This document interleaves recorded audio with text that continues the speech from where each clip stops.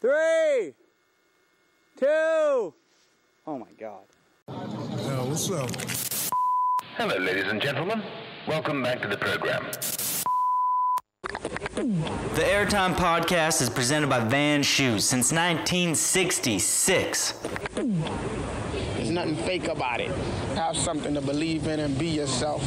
You know what I'm saying? Shout out to Airtime, y'all podcast.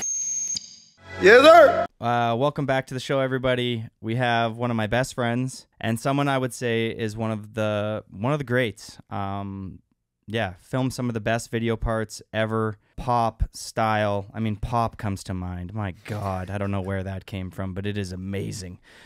We have the legend and someone who was a big part of the progression era where people were getting danger pay and going absolutely massive, and he was doing just that. We got Mark Sollors on the podcast. Hey, thanks, Jody. Stoked to be here. How was that? A little nervous. It's funny, like just talking to you. I'm like a little nervous, but we've known each other for like 20 years. But yeah, no, it's gonna be fun. I'm excited. Thank you. I'm very. The one excited. thing I gotta say that we gotta do is let's make sure we don't have too many inside jokes. Okay, yeah. Because I feel like we'll get trapped in like a conversation that we normally would have, and it might be lost to someone else. That is a very good point, and we will stick by that. No inside jokes.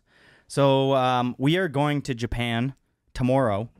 Are you excited? Have you been to Japan before? And are you finished packing? Easy answer. I'm not finished packing. I'm not done at all. But yeah, I'm really excited. It's been a long time. I want to say last time I was in Japan was probably 2018. And I feel like very fortunate. I've been there a few times, so I'm like really excited to go back. And it's another time I get to go with my best friends. So it's going to be yourself, Chris Rasman, Rusty Ockenden, and Sean Miskimen. So how many times? Burton used to do a rail contest called the Burton Rail Days in Roppongi, like in Tokyo, right in the center. So I probably went like 3 or 4 times for that. So I want to say my Japan count's probably at like 8. Whoa, that's decent. Yeah, I mean, we did some trips out there for filming before too. So yeah, probably around like 8. I mean, I feel like most Burton global super pro athletes have been to Japan multiple times. If you ask any of the uninked guys, I feel like everybody did the Japan thing big. I think, yeah, it's funny. Like it's been like such a hub for snowboarders to go for so long now. And I feel like we haven't been in a while. And a lot of people nowadays, I don't know, maybe I'm wrong about this, but it feels like there's a lot more like localized crews where there's the super pros that travel, but then they also kind of focus on where they ride the best. So lately it's just like, okay, let's go to Japan. Let's go back. I think that's a great call by us. We haven't been for like 10 years. The last time we went was for some sort of Man Boys project, and it was incredible, and we're looking forward to this trip. But since I know we're not on a time crunch, we're not rushing it here, everybody. It's going to be a nice, smooth podcast, but we are in a little bit of a rush. A little bit of a rush. So let's maybe kick this off. 2 hours to hang out together. Let's do this. This will be nice. It's been 16 days in a small little place where I'm talking to you much, and you're like, God, I wish I wasn't on this trip with you. What was that? It was on the train somewhere where we have this video shot of Chris like walking away from you, and you're like, where are you going, Chris? And he's like, I'm just trying to get away from you, Jody. That is true. Aren't we all? Okay, let's go back early. Let's flip this book right back to the beginning. Early days, what was your first setup? What was the first video? Yeah, maybe we'll start there because I feel like most people love that. Okay, early days. The first board I remember, I can't remember what the company was, but it was a Rocky and Bullwinkle. I want to say it was Vision or something like that, and I'm not proud to have a Vision as my first board, but I think it might have been that, but it had like Rocky and Bullwinkle on the base, and it was like I was like 8 years old. I was like pretty stoked. Oh wow! Yeah, I didn't know you've been boarding that long. This is funny. I told this to my parents like not too long ago, but I fully lied to get my first snowboard. Like my brothers all got snowboards. They all like started riding, and I was like the youngest, so I was the last one to get into it. And I like kept trying, and my parents were like, "We're not gonna buy you a snowboard until you actually try it and like take a lesson." And I fully just lied to them, and I was like, I did take a lesson. Like, we got a free one with our season's pass. Like, I love snowboarding. I want one. And they're like, did you really? And I was like, yeah. They're like, okay. So I kind of lied my way into the sport, I guess.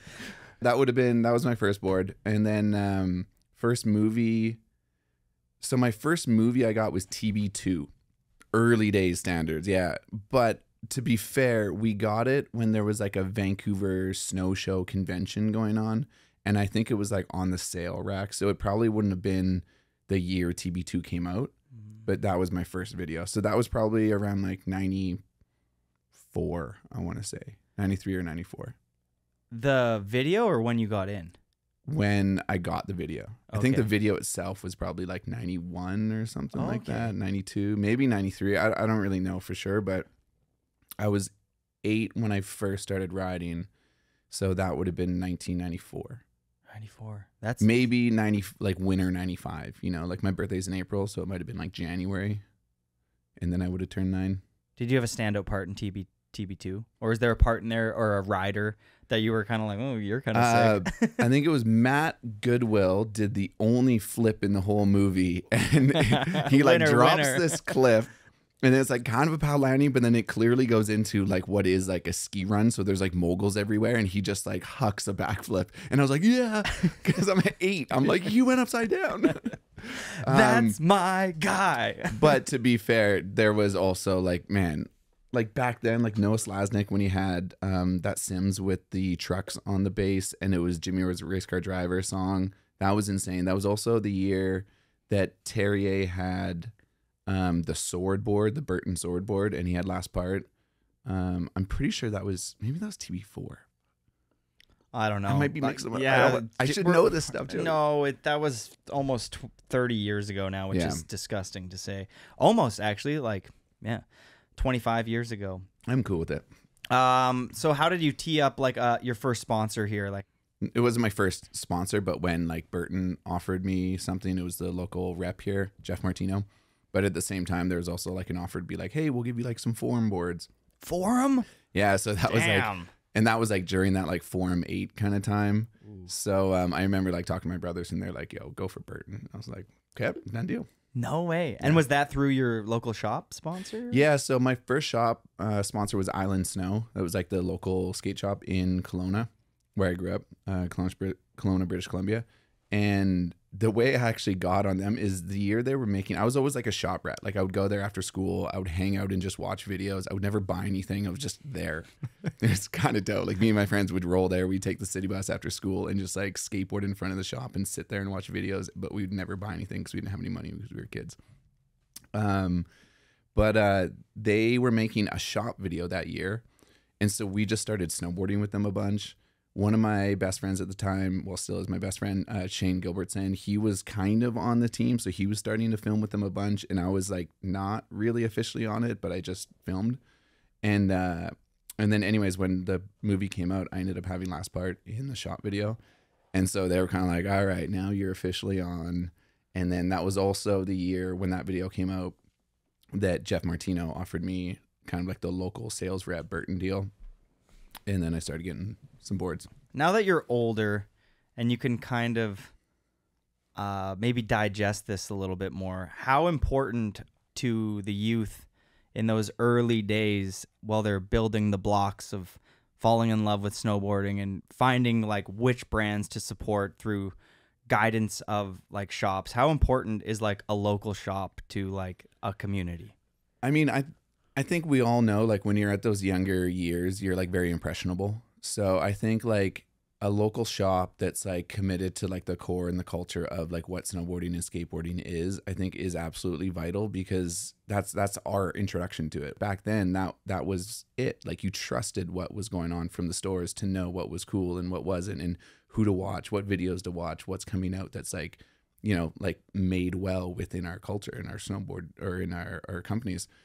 So I think that was like pivotal for me, for sure. Like I needed that when I was younger. I needed somebody to kind of help guide me in that direction, because I don't know, all I knew is I love snowboarding, and I wanted somebody to tell me like, okay, this is like a video. And I was like, perfect. And I would watch it and I would be obsessed with it. It is really funny when you think about it too, because like a lot of those shops and a lot of like the core people that drive snowboarding, that love this sport, they're the ones that influence a lot of the mainstream. It's like, yeah, we get so much from digital marketing and everything, but if you actually think about it, it's like who you trust is the people that are like head down, I believe in this sport.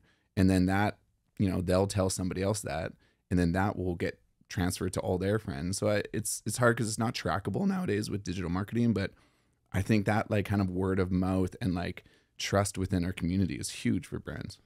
I feel like Ben Balluck's a great example of somebody who's so embedded in the community and does so much. He doesn't have the biggest following ever, but his impact is definitely pretty big. Like, if I was a sponsor, I'd be like, I want to give that guy some snowboards. He helps so many other riders out too. Totally. So, yeah. But no, it's like what we always talk about. It's a piece of the pie, you know?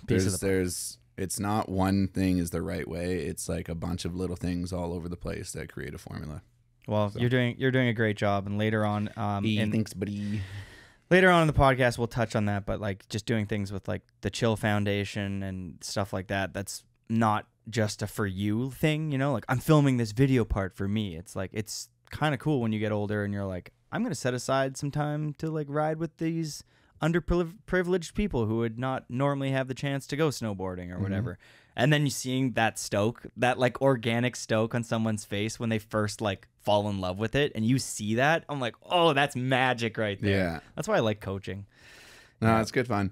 I mean, yeah, if we want to touch on that, that's we're there right now. It honestly started exactly. Yeah, it started with basically like the more time I spent snowboarding, you know, the more time you're on your board and like surrounded by the industry, it's just kind of like you're bored and you love it. You kind of like lose sight of how fortunate we are sometimes.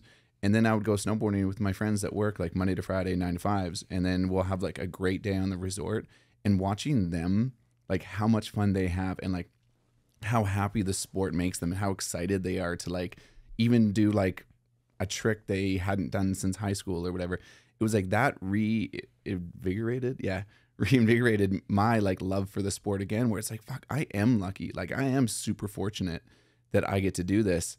And so watching that it makes me so happy to like share snowboarding. And then that kind of led into working with Chill, where we started like having these opportunities to bring the youth out into the mountains and like teach them how to snowboard, and watching them overcome challenges. It makes you so happy. Like that sounds almost selfish to say, but it's like watching like how they like overcome challenges and like learn to snowboard and are scared, but then they like start helping their community and their friends. And it's just like, it's one of those moments where you're just like, man, like we are so lucky. And like, I just want to continue to share the experiences that we get to have. I'm getting to the point that was very well articulated, by the way, but I'm getting to this point now where I feel like there's snowboarding's kind of like my religion in a way. I feel like it's good for the world. I think that if more people got into something like snowboarding, it makes the community that's around it is so special. And then you're out in nature and you have to overcome these challenges, but like the balance of like doing tricks, hanging out with cool people, and being immersed in nature, I'm like, this is a healthy recipe for like a fulfilling life. I think so. It's hitting a lot of markers as I get older. I'm like, you start to be like, it's not just about the frontside 9 or whatever. You know what I mean? It's like being on the hill with your friends and stuff like that is like, it's magic. It's like, so fun. I love it. I feel so fortunate. Yeah. And you used to only have to like, you'd realize those kind of moments when you were hurt, you know? There's like the start of After Lame, I think, where it's like, you know, sometimes we don't know how lucky we are until you get hurt and it gets taken away. And it's like, it is so true. But if you can find little reminders without getting hurt, you know, like I was saying, where it's like you go ride with some youth or you go ride with somebody that's a Monday to Friday kind of person, and you see how happy it makes them, that reminds you of being like, damn, we are so lucky. That is and I true. don't have to hurt my knee to feel that way. that's like kind of like going riding. Like you already spoke on this, but like you go out the Weekend Warrior, it's like that stoke level that they have is so amazing to be around. You're just like, they're just excited to be up back on the mountain. They only get to go out maybe like once a month, maybe less or whatever. But when they're out there, they're like, I don't even care if it sucks. I'm having the best day ever. I appreciate it so much. I appreciate it so much. Yeah, I love it. Another early chapter would be Sandbox. What was your in there? How did that all start? And so I feel like that's a big chapter in the young days. Yeah. I mean, I got to remember this stuff because we're going back 20 years. Yeah. Sandbox was 2004, which is now officially 20 years ago. That was definitely a San Salone connection, but it was also a Burton connection because I think the summer before that is when I got my first official contract with head office Burton. And the way that came about was riding Camp Champions, and there was Steve Harris and Mike Sperling that were working the Burton and Anon tents up on Camp Champions. Like they would run the demos so kids could try out some boards and do whatever. The demo tent would be right at the drop-in for the first jump, and I would go up there. I think I was technically volunteering with the camp, but I didn't really do anything. I would just snowboard, and I would hike the first jump over and over, like all day, just keep hiking. And I would get back up to the top, and either Steve or Mike would be like, okay, like front 7. And I would drop in, I would do a front 7. I would unstrap, hike back up, be okay, back 5, drop in, do a back 5. And I kept having to do whatever trick they called out, and I would do that all day, all summer. And then one day there was this other person there, and I didn't really think anything of it, but I was like, it's weird. He's wearing like an Anon hoodie, but like not going to think anything of it. And I went through and I started doing the rotation. They were just calling out tricks, and I was hitting it, hiking it. I was getting tricked like back to back. And then that guy comes up and walks up, and he's like, hey, I'm Chaka from Burton. And I was kind of like, oh, hey, like, well, his name's Michael Gerdzina, but we call him Chaka. And I was like, hey, and he's like, yeah, do you want to do some runs? And do you mind if I film you? And I was like, sure. And I think I actually totally blew it that afternoon because I was so stressed out. But I would assume that he must have gone back and kind of said some good words to Dave Driscoll, who was the team manager at the time. And then within like 2 months or whatever, I got like my first offer with like a proper contract. And then that kind of got me into Sandbox with San Sloan too. My dog. Yeah. Okay, and you got noticed back then because you have a very good classic snowboard style that everybody from that era like wanted to look like pop, good style. You weren't hucking, like your grabs were all so proper. Everything about your riding when I first met you, I was like, I just want to ride like that Sandbox front 7 tail. Where did you get that influence from? Who did you idolize growing up? Yeah. I'm a product of watching Devin Walsh on repeat. I'll never look like him, even if I try all the time. I actually, when I was younger, I was like starting to grow and get taller, and I was like, no, I gotta shrink somehow. I need like, I don't know. I think like when I was younger, I heard like caffeine like stunts your growth, so I was starting to drink caffeine, just trying to be like shorter. I'm glad I didn't. I'm glad I'm the height I am now, but like that was the style that I wanted to look like. You know, it was. I don't think he ever said it, but I always had this like thing in my head where it was the motto of like, it's not what you do, but how you do it. And that's like, you could watch anyone do a front 3 or front 5 or back 1 or whatever. And then it's like, there's certain people that you watch do that, and you're like, that was it. That was like different than everyone else, even though it's like the same exact trick.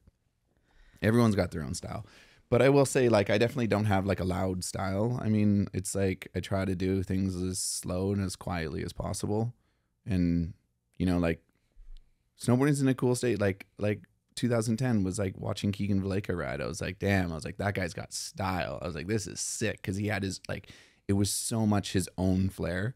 Whereas like, I feel like mine is like way more like tame and step back and just kind of like stock, but I just try to do it as like clean as possible, I guess you could say. But anyways, that's where I sit with my kind of like style, I guess.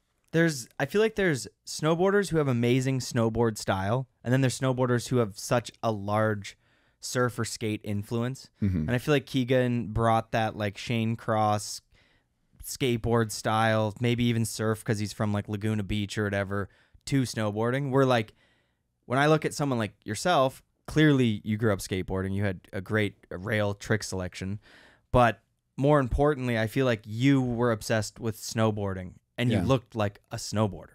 Like, and I loved that. I'm taking that as a very big compliment. I know, but you're like a snowboarder, you know what I mean? Like, I have a little bit of trivia here just so people can get a little bit of a deeper breakdown of Mark in this this kind of era when you're late teens. So we'll rip through these really quick. Were you a Mac Dog, Kingpin, or Standard? I would say Mac Dog or Kingpin. I really, really appreciate like Mikey LeBlanc and Scotty Whitlake. So those were kind of my like Kingpin people. And I loved how they would always have skits and stuff. Actually, one of my favorite parts of all time was Chad Otterstrom's part in Revival. Actually, that whole movie Revival is insane. Anyway, so like Kingpin and then Mac Dog for sure. I mean, I think they were definitely making like the most noise in North America for that era when I was growing up. So yeah, I agree. Great picks there. Standard was a little bit more like big mountain riding, and you're like, I don't really align with this yet. I like See, freestyle. I think that was something that grew with me later on. Same. When I was like younger, it was like skateboarding tricks, snowboarding tricks. That's just like it's you know, as I got older, I like started to realize and learn more, and I have massive respect for all of that stuff. Totally. But just like my environment that I grew up in, that's where I gravitated to. Yeah, now you're like, whoa, Johan was actually absolutely incredible. Yes, exactly. Like he had that Weezer song, My Name is Jonas or whatever. I think that was Johan Olofsson that had that part, right? Yeah, absolutely mental. Yeah. True Life or Resistance? Overall, True Life, believe it or not, Resistance, Devin Walsh when he used the spooks. I'm a big like music person when it comes to like how I watch video parts, I feel like, but like Devin Walsh's spooks part, even though it was only filmed in 6 days, like it says or whatever, his one Switchbacks at 180 that's filmed fisheye from the top angle. I think it's like Tri-Coney Cliffs up there, but that's absolutely, that was like, dude, I would jump on the trampoline and just yeah. Oh, and then he had shots on the resort, like it was so sick. He had the 50-50 back one on the old bombing tower that used to be up by Chris, like, oh yeah, I probably broke the VCR on that one. JP Walker or Jeremy Jones? When I was younger, JP. As I got older, Jeremy. Did you ever wear a do-rag? There was a time, Joe. I'm digging that footage up. I'm digging it up. It's you know so what? sick. I can give it to you because I have it on my computer because it was from that shop video. The Island Snow video where I was wearing it and I hit my first ever kinked rail in the skate park wearing that. It's a good kit. It's a flawless kit. Anybody Thanks. who is like Thanks. 2000, we were all young once, all right? Travis Parker or David Benedict? Wow, that's a tough one. I know. That was a good one. I got a couple more coming at you. These aren't like, because I have like certain things about each of them, you know? I actually can't pick. That. I'm sorry, like I really wanted to because I don't want to be that guy that kind of just like, oh, like not answering questions. But man, they're so different in my eyes, and I love them both for their own reasons. Okay, great answer. I love how you navigated that. I think that was well done. Well, thank you, Jody. After bang, lame or after lame? Don't hit me after with lame. Nice. Yeah, I thought you were gonna go bullshit and be like, "Oh, they're all great," and I just when I can answer definitively, I will. I promise you that. I'm not trying to shortcut this. Sorry, I interrupted you there. What was your answer again? After lame. Oh, I do like after lame. Yeah. I heard a story because that was like where it kind of broke the mold a little bit, where it wasn't just like film parts, you know. And I had heard that they panicked and shaped that movie the way they did because they were low on footage. It was like either a bad snow year or something. So they were forced to kind of like switch up the way they released it. And obviously there's going to be videos prior to that were probably different. But in my eyes, when I watched it, I fell in love with how that movie was like laid out and kind of just the whole vibe of it all. I Because imagine it was brand new for me, at least in my eyes. Yeah. Like, I feel like if you went to a premiere now and that happened, that's such a good movie to watch at home. You know, premieres, like, you know, you want a Kingpin Scotty Whitlake part smashed in your face or Mark Frank or whatever. But like that video at a premiere, it might end. And at the time, I'm imagining a lot of people that were really in the snowboard community leaving and being like, I need to think about that. Because it's never happened before. It was so different. And I think too, like back then, I never felt like Devin Walsh hands down was like my favorite snowboarder, like no questions asked. But I don't feel like I knew him. Like, you know, like it wasn't like now where it's like you have social media or you see interviews more often. It's like I would read an interview. I wouldn't get much of like a take on like his personality back then. So when After Lame came out, in my eyes, it was like I started seeing the personalities of those riders and I started really appreciating. So like I would appreciate their snowboarding as much as who they were as a person. And so like that's kind of how I started feeling like I knew those guys, and I was really enjoying like learning about them. Like, oh, like Bobby Meeks is so funny, you know. And I would go back and watch his lame part, and it was like his lame part wasn't like the best footage, but he used like such great heights, his back five and what is lame, it? I love it. Yeah, Postal Service, such great height. Thank you. And like I would watch that video part on repeat, and it's not like it was the best part in the movie, but like the whole like vibe of it put together. Once I started knowing who Bobby was, I was kind of like, I love this video part. Totally. I mean, that is one of the hardest things to do as a filmer, and the Robot Food series is like a masterpiece. If you haven't watched that whole series, do it. Yeah. And it's like you got the like classic kind of Robot Food movie, After Bang, and then you got kind of an artsy, incredible snowboard movie that's filmed really differently, lame, and then you have a more documentary series kind of video, After Lame. Yeah. For only making 3 movies, like I'm shocked at the impact they had within their industry. Yeah, definitely. I mean, it still kind of lives on. I hope it does. I hope young kids that are under like 20 are still watching that instead of watching like I think they do. a TikTok viral video with like I don't know. Go look it up on, I think it's Lost Snowboard Videos on YouTube. yeah, They're doing such a incredible. good job of like bringing up all those old videos for people to like watch. I love it. Yeah, I love it too. Okay, 2 more quick ones because we have to pack for Japan. Oh yeah, I thought this was the Oh, this is the end. This okay, yeah. No, we're not at 10 questions yet, Mark. That's Okay. not for till the end. Were you a Forum or Burton kid growing up? It's funny. I feel like I have to say Burton. I'm kidding. I think probably through my introduction of it all, I probably fell into the Forum category with the Forum 8 coming out. And then I think I quickly, as I learned more about like the culture and snowboarding, as like I spent more time with Island Snow and learning about that, I think I pretty quickly moved over to Burton. Favorite un-ink rider?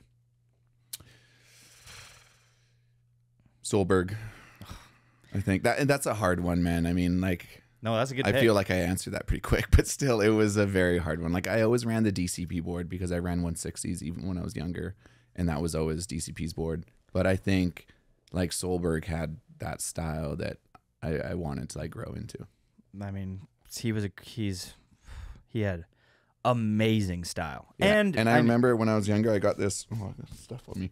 I got this uninked shirt where it was, like, the uninked pig, and then it said JP Solberg, like, his signature over here. Because he was like handwritten, it almost looked like Sollors. So I was kind of like, yeah, it's almost like my shirt in onion. but it's not. But it looks like it from far away. Yeah. When you were filming for Sandbox, who stood out when you were filming like with that whole crew? Did you remember you were there for 3 years? You filmed openers. Killed it, by the way. Thanks. Was there any other riders there that really stood out at the time? I mean, when Jeeves came on, that was a lot of noise. I mean, I think that was the second video that we did, and Kevin was like, "Who can we add to this?" And I think unanimously everyone was like, "Jeeves is a prodigy. He's got to be a part of it." So that was the second video, I think, when Jeeves joined, and that was standout for sure, hands down. Yeah. Beyond that, Brendan Keenan, I always loved and respected his riding. He had like really good style. I don't know, like, I feel like he had like such a path forward to do a lot more, but I don't know if he like wanted to or what, but I was just like, I loved his style. He had like kind of that like Burton Solberg kind of vibe as well. He's a really good boarder too. I'm spacing on some of these names. Sorry. Jeff Brown was always the best rail rider. I felt like, that was a huge one in those early days too. Yeah. And then anything Sandstone did, I feel like we all looked up to him. He's like Canadian pro, man. He's the guy. He did so much. The clips that you had in some of those parts were, looking back now, and I binged all your footage like I do all the podcast Was guests. that weird?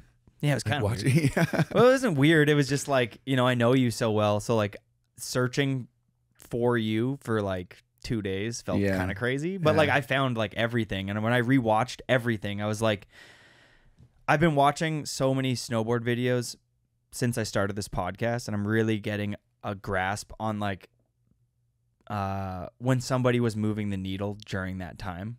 Because if you watch a bunch of videos from people in 2005 to 2007, you kind of have an understanding of what people were doing back then. Yeah. When you watch your Sandbox parts, I mean, you have a nollie backtail 270 in that movie. I don't know if anybody, there's a couple people maybe. I think Nima had filmed one maybe at that time. Mike Casanova might have had one, but it was like there was not a lot of people doing rail tricks properly.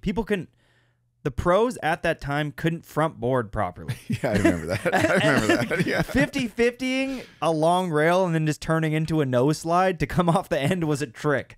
And then you're I'm guilty of that, I think, too. But no, thank you. Yeah. I know the one that you're talking about exactly. The Nollie Back Tail 270 was in Montreal. And I think that was the first time I ever tried that trick, was there. Somebody once said, it sounds weird to say, but like somebody once told me, they're like, man, like I've never seen you do some of these tricks and you just show up at spots and do them.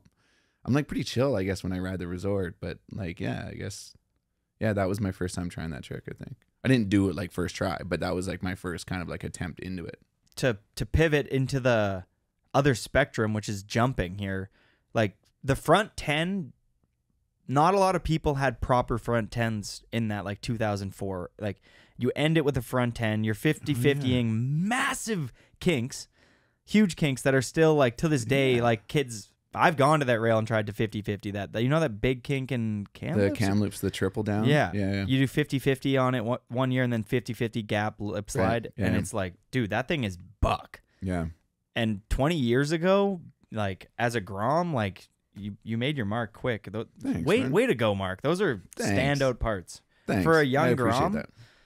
Like you don't see a lot of 18-year-olds filming parts that are that good right now. Well, I don't know. I think it's like it's changed quite a bit now. It's hard to compare the two because I feel like I was on a trip with Cicerelli and I showed him like footage of me when I was like 15, you know? And he was like, whoa, that's so sick. And I was like, cool, thanks, man. And then like he was like, this is me 15. And he's like doing back tens in like Colorado. And I'm like, right, we're like a decade apart. But still, I was like, that's a massive skill gap right there. It might be like a 10-year difference, but still, like how like how much snowboarding is elevated in that time has changed too. So there is an extreme level of talent, both of you, and yeah, there's a generational gap there. But if you were to rewind 20 years ago or 15 years ago, like you were one of the strongest professional like up and comers, hands down. I remember me and Kuzik watching those old videos with our whole crew Gypsy Mob, and we're like, well, that guy is the best. Like he's insane. Like thanks. he's so good. And the front 7 tail follow, it's all such a standout to me. That was a beautiful clip. I think I kind of miss that. I don't do rails as much anymore, but I think like at the time there, that's all like growing up in Kelowna, that's all we could do, you know? It was like the mountain would open, it would snow in the city, so we'd be like, great, let's go find some spots, just like we would when we were watching videos, you know? We would go and try to film around the city because there was snow in town. And then as the snow melted in Kelowna, we would go up, spend more time in the mountains and like find side hits, and maybe we can build a backcountry jump or something. And then spring would come and we would just ride park. So it's almost like I've been doing that same continuation of like rails, backcountry, park my entire life for as long as I've been snowboarding. The only difference was like I kept doing it, so I kept getting better, and then I kept, you know, being a part of videos or whatever. That's kind of like the natural progression of like why I kept doing rails, backcountry, and like jumping. I think you're one of the best ATV snowboarders that's ever done it. Pat Moore. I think that if you put Pat Moore's best rail and backcountry footage against your best rails and backcountry footage, edited to the best, I think it would be a coin toss. Like, you know what I mean? It's not. I really appreciate that, Jody. You're super nice, but it's not, man. I'm gonna leak. I'm gonna post some of your rail clips, and they are insane. Like Pat was killing. I'm not trying to undermine Pat here. I'm the biggest Pat Moore fan, but I am also a huge Mark fan. And I'm not saying that because I'm your friend. I'm saying that because you're incredible. Thanks, you got some talent, guy. A big chapter. And one where I kind of enter your life. There you go. Is Nomis. My life has never been the same, Jody. Nomis was like a really cool chapter for you, for me, for everybody, and it has since dissipated, and it's been a very complicated relationship for all of us in snowboarding. How did that start? Let's chat on the team and maybe quickly touch on how it ended. So a Nomis chapter. Okay. This is where I really wish I did some homework beforehand to get ready. And all the best. But it was in that same exact era as Sandbox. So I started meeting. I got to remember the order of this thing because I don't want to get something wrong. But the very first year that I moved to Whistler, I only knew one person that lived here, and that was Philip Thomas. Philip Thomas had moved out in the summertime So he spent the summer at Camp Champions where he met Simone and Kyle Lutz and Simone's brother and like a whole bunch of other people. So as I came to town, that was kind of my only connection and already a way into like making some friends. And then from that is when they were really starting. Like that was when Simone was like just blowing up, and they'd already had Nomus for a long time. So they started making a push into like that actually being a brand. And I think they must have saw potential in me. So they put me on the team as well. Especially like during that time when I was starting to do a lot more sandbox. And then, man, actually that's a pretty long chapter because we went into child support. They did some movies. There was like the whole company blow up. Like I remember like Larry Haskari, Jed Anderson, myself, and Simone being like kind of the main 4 dudes on that team. Wow, I'm getting some memories back now. But yeah, so basically it just kind of came in like any other regular way a sponsor would. Put me on the team, start using me for like catalog shoots, ads. They would bring me out to like rail jams, and like if they did any video editing or like videos, I would be a part of those photo shoots. And it kind of helped me, I think, legitimize my stance. Like they were putting so much energy into me. It kind of helped Burton at the same time, you know, because like Burton, I was on their team by contract. They were putting me in the sandbox, but I wasn't going to any like photo shoots or anything back then. It was just kind of like, all right, you're like one of our Canadian riders. Here's your film project. You go and do that. And then Nomus was like, okay, cool. We're going to bring you down to rail jams. You're going to go here. You're going to go there. So I think that kind of helped me grow in my snowboarding without relying on just like what Burton would put me up to. So I was kind of making my name for myself. And then the huge chapter, I would say, was probably when Nomus and Stepchild did the movie Child Support, because that was a big one for 2007. I was still doing some sandbox. I had 2 video parts that year. I had a sandbox video part and a Child Support video part. And I got to film with Sean Johnson, Larry Haskari, Chris Wimbles, Simone, obviously. Like, it was awesome. Like, I learned so much. Like, right away, Sean Johnson, like, kind of put me through like, all right, you're either going to sink or swim, buddy. Let's go. And like, it'd be kind of like poor weather or whatever. And he's like, well, this is what we do. You got to hit the jump. And I was kind of like, okay, man, I guess I got to do it.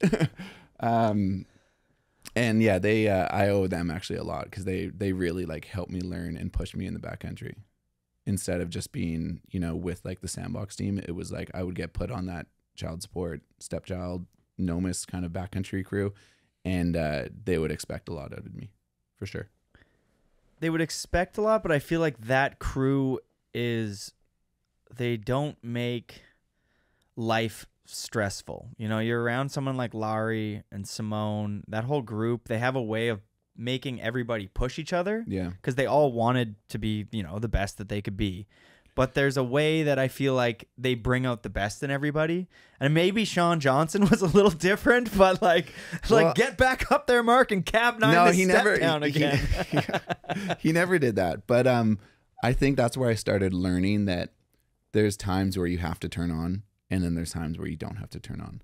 You know, so like if you're just riding the park, like we'd go and ride with Lowry, and he'd do a front 3 and then a back 1, and I was like, I'm gonna front 5 it. I'll do a bigger trick than Lowry. And then, you know, I would talk to Sean Johnson. I'd be like, yeah, like, you know, I felt good. Like I was doing like some 5s and 7s in front of Larry. He was just doing 3s. And he's like, yeah, because he was just riding. He's like, we can go to the backcountry. He's going to turn on. Are you going to turn on? Like, was that you on the whole time? And I was kind of like, oh. And then I would go and like ride. And sure enough, it was like, I don't stand a chance. Like when some of these pros turn on, they turn on. Yeah. So that kind of like taught me there's like times when you can just like ride and feel good on your board and just chill and enjoy it. And then there's times where you need to like, okay, this is like we're hitting something now. You're the switch. I love that you touched on that because I haven't heard anybody really speak on that before, but like you have a switch where it's like you're riding the park and you're kind of like chilling, and we'll get to that a little bit later because I also think that's a little bit embedded in your personality to be like kind of mellow and relaxed in front of everybody, and then when you go out you're filming and you go absolute beast mode. But then there's somebody like E-Man, which is a great example of it's on in the park, it's on everywhere. There is no off. Like Jeeves, same thing. But it's like you're riding the park and you're chilling, and then you go to one of the biggest step downs that's ever been hit, and you're like, I'm gonna front 300-foot step down right now. And it's like, what do you mean? Maybe it's because I've done like 1,000 front threes before I go to that. Nobody's getting sick of those front threes, dog. That shit is timeless. Yeah, I don't know. I feel like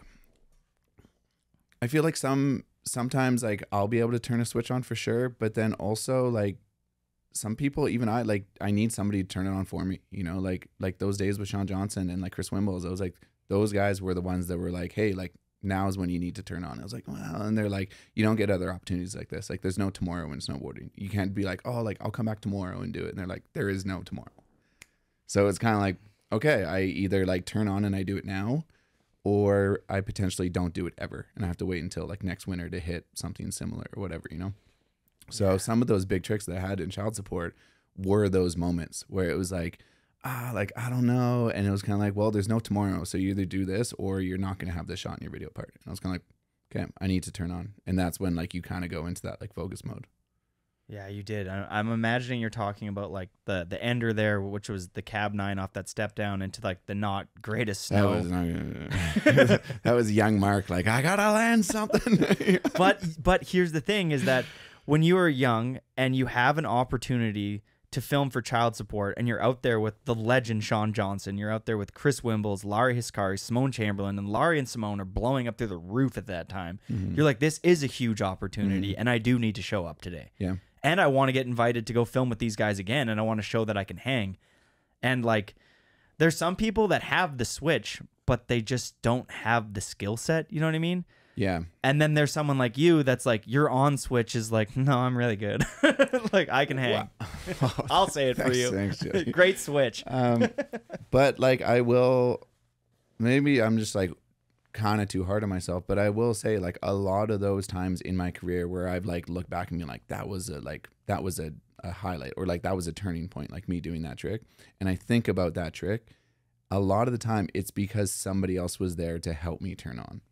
Like most of my career, and I'll be the first one to say this, it's not because of like who I am or whatever. It's like, it's more about the people around me. Like I've been very fortunate to have people like either like mentoring me or like helping me, like having like just a person to talk to, or kind of like if I'm like shying away from something, they're kind of like, hey man, like this is an opportunity to like take advantage. And I'm kind of like, yeah, you're right. Like I can't just like, I don't know. Somebody once said, I forget who it was.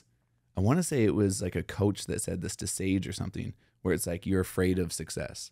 It's like, you're afraid to try your hardest because you might fail or something like that. You know, it's like you could turn on, you're like, I could try really hard, but like, if it doesn't work, man, that's going to hurt. Mm-hmm. So I think I'm very lucky and fortunate and thankful to have like the people around me that have kind of helped me through some of those moments. Yeah. I mean, there's nothing better than going out with people who extract the best in you. Yes. And there's something really special about wherever you are in life, finding people that do that for you, whether it's your partner or your business partner or whatever, wherever you're hanging out and spending the majority of your time, you should hope to be around people that extract the best in you. Yeah. And if you're having a snowboard career and you're putting all your energy into being a snowboarder, there's nothing better than going out with people that are making you push yourself in a healthy direction. You know what I mean? Like pushing you to your riding limits, but not like too far. You know, it's not like at the beginning, Johnson's going to put you on top of this massive line. You know what I mean? But yeah. he's a park kid. This is a park jump. He's got a cab 9. This makes sense. Yeah. You know exactly. what I mean? It's kind of like, I don't know how to properly articulate this, but it's like who you're listening to, like who's the advice giver, you know? It's like the people that I would listen to when they would say these things is like, they knew me. Like they trusted me. They're like, I know you're capable of this, or like, I know this is something that you can do. They're not just like, I don't know you, man, but you got to go and give it your all, you know? It's not totally, because it's like, what if that person's a sketch? Like, what if they don't have it and you just sent them off a cliff, you know? So I think that was one of those things where a lot of the people around me definitely like saw and like trusted what like the person I was and what I could do, I guess, more so than maybe I could. And I needed that occasionally to like be brought out of me. Well, I'm imagining if I was a filmer and a legend like Sean Johnson, who's been in snowboarding forever, since its inception, really, an absolute legend. Once you get to like where we're at now in snowboarding and how long we've been doing it, and we talk about this all the time, but like you can spot raw talent, you know what I mean? Yeah. And so if Johnson goes and films with you for a couple days and sees you do a cab 5 and a front 7 on maybe not the biggest jumps, he's still going to have the ability to be like, this guy is an exceptional snowboarder. Yeah, it was like, nice to hear that from him. He did say that. They were really nice, man. Like I'm very thankful for my time there. And it was cool. They actually like offered me some stuff too, where they're like, hey, if you want to move to Stepchild, you can. And I was kind of like, dang. That meant a lot, because like that's just like what you said. It's like listening to those guys that are like legends in the sport. When they offer you something to come into like the company that they built, like that means a lot. Like that was a very, very nice offer. I obviously didn't take it. I stayed with Burton, but it was cool to have that. Yeah, I mean, the worst thing that you could have done is move to Stepchild, and then if you rode for Nomis. I could have done a lot worse things than that, trust me. I'm just saying, it's like as if this like rider-owned company, Simone's company, Nomis, it just blows up. It gets so big, and then it gets. I'm trying to like scale airtime properly. Yeah, but like it's tough to do that quick, and it's like they come up with a couple. They unfortunately like failed because of their success. Like they grew and blew up way too fast. They took on like other investors because they needed money to do the pre-production of all the gear that they had ordered, and then that partner that came on kind of like started screwing the company over. Like they did everything right and they just blew up way too fast, and then it was just unfortunate the way it went down. Oh, it's so unfortunate because there's nobody more deserving than a bunch of money after snowboarding than Simone. He's like the cool, sure. Like who cares about money? I'm sure that he's building houses with his brother, and he's probably more happy than he's ever been because that brings a lot of fulfillment to a lot of people. You know what I mean? You build a house with your brother and you get through that huge task, which is a massive, well, it's a responsibility, and it's also just like, it's a lot of hard work. And then you pull that off with your brother. Like that's probably an amazing feeling that it's different than starting a business and making a bunch of money and then being retired and being maybe on a boat. Maybe in Simone would have been like some coke dealer in, I don't know, Cuba now. Who knows? He could have derailed. All I'm saying is money messes with people, and maybe he would have derailed. No, he wouldn't have. He's such a good guy. Yeah, man. he's the best. Such a good guy. I was so excited to see him. He would have never derailed. Snowboarding last year. I think there was a bunch of clips of him riding POW again, so that was nice to see. But yeah, Nomis was. It's one of those kind of like stages in my life that I wouldn't be where I am right now if I didn't go through that. So I'm incredibly thankful for it, even though they did fire me. So you get fired, and how the hell does that happen by the nicest guy in the entire world? There's no way Simone fired you. How did this go down? So it was that new like investor that kind of took over, and they were looking at cutting some money. And that spring I had done the Gene Simmons Family Jewels show, where I was like kind of a character on it, or I guess I was a character. Like I was like acting in it, and I was doing stunt work. I was playing this made up character that's this guy living in Whistler that works 2 jobs, and he's snowboarding, and Gene Simmons is like looking to like sponsor a kid to like have his company brand, like a clothing brand or something take off. And so like I'm that kid, and like I had a fake dad that came to yell at me and all this kind of stuff and get mad at Gene Simmons. Like it was a fully like fictional show. And sure enough, when that came out, even though I had like a giant Noma sticker on my board and all that kind of stuff, the owner was like, breach of contract, you're fired. Breach of contract how? Because I was representing like another company. Like what company? It was some company called like Moneybags, Moneybags. It was like Gene Simmons brand. Like looking back, I totally get it. Like it was like a streetwear company that he was starting, and then he wanted to have an athlete. So anyways, it was like, I totally get it. It was probably pretty stupid of me to do that. But at the same time, it opened up, like I did it. I got fired. I was super like embarrassed and uncomfortable. It was like the first time I've ever really been fired from something. I like kind of hit me. But then within like 2 weeks or whatever, when I told Burton, I was like, hey, they let me go. Like, you know, like whatever, let's move forward. And they were like, that's actually great because we want to have you come to catalog shoots. We're going to put you on a streetwear program. And they like re-upped my contract and like brought me into the company more than they ever had before. This was obviously after child support, so I'd been more like substantial films. But still, like I started going on like streetwear catalog shoots, and it just changed my whole relationship with Burton because now I could be 100% Burton.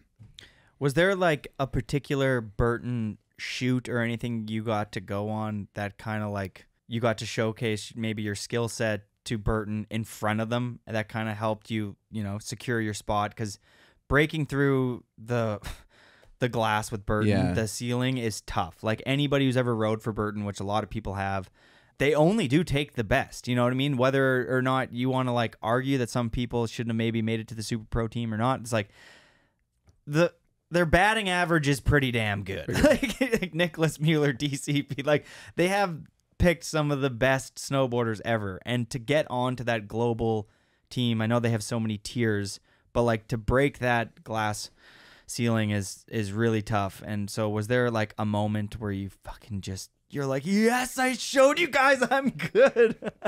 Yeah, actually, I know the one that kind of kickstarted it all. I mean, yeah, this would have been the one, because like before this shoot, I had gone to like the US Open, ridden there, but like maybe I made finals, you know, like I was never a standout kind of whatever.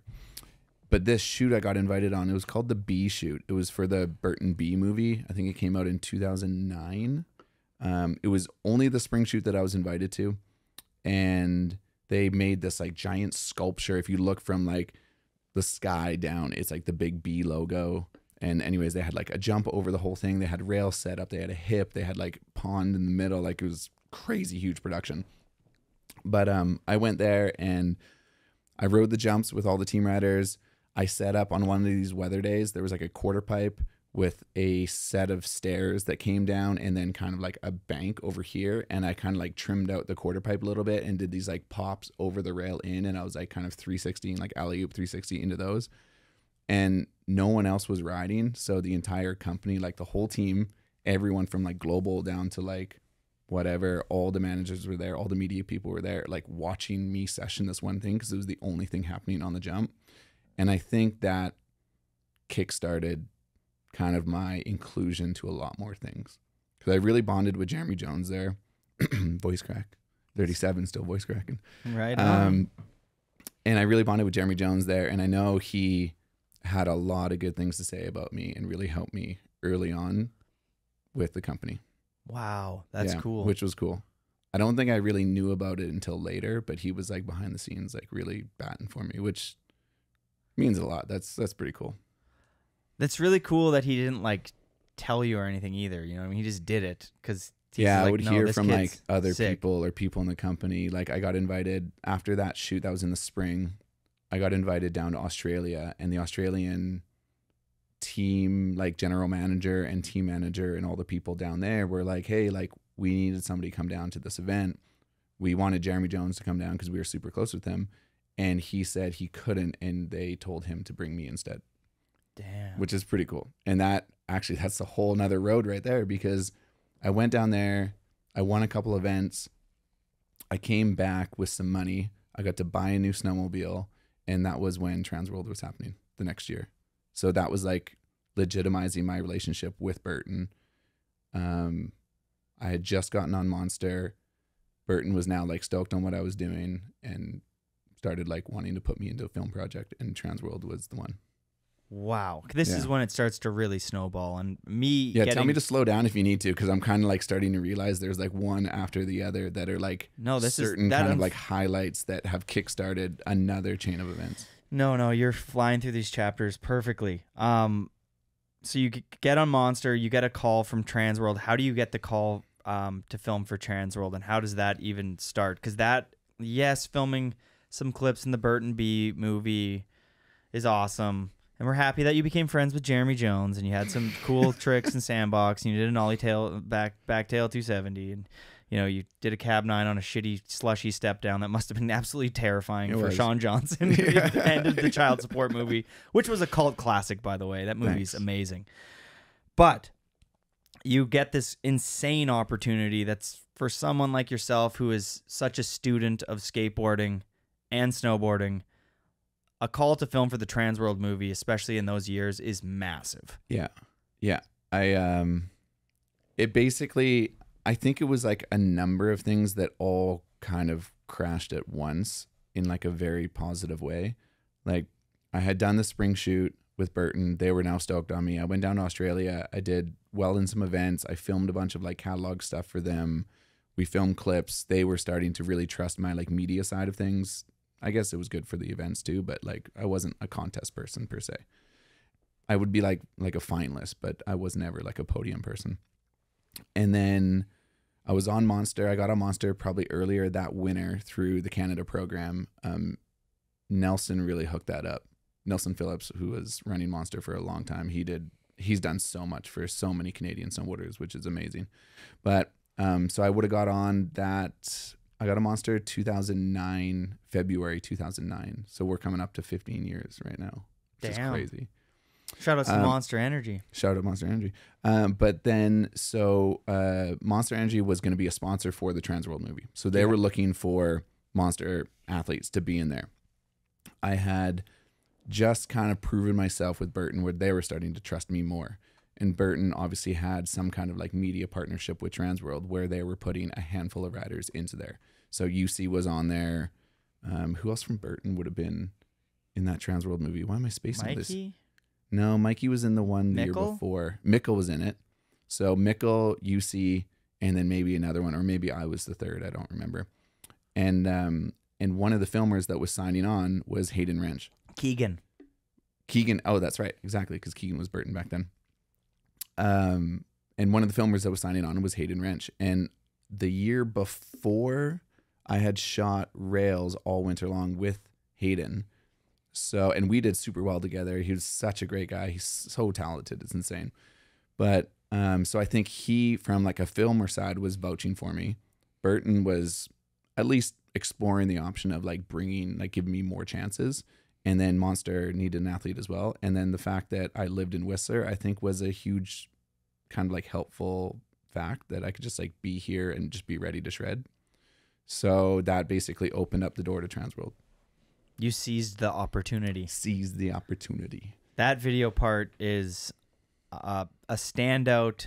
I think it's top 5 ATV video parts of all time.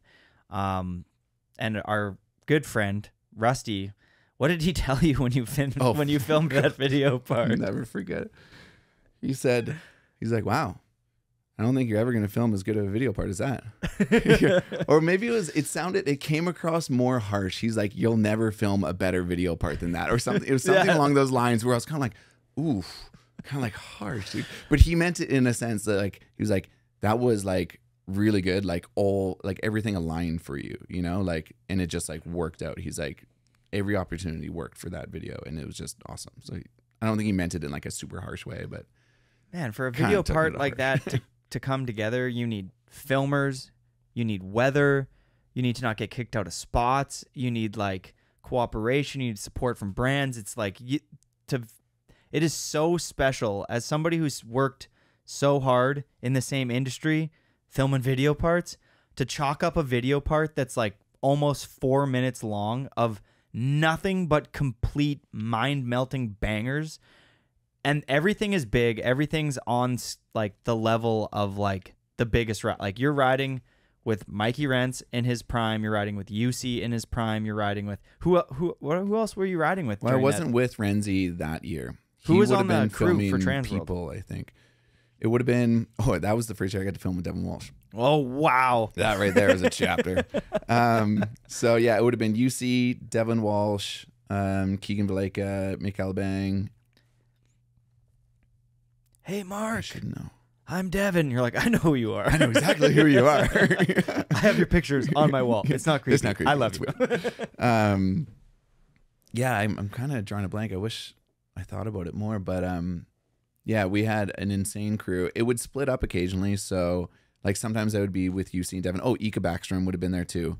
So sometimes I would have been with them. Sometimes I would have been with Keegan and Mickle. It just kind of depended what was going on.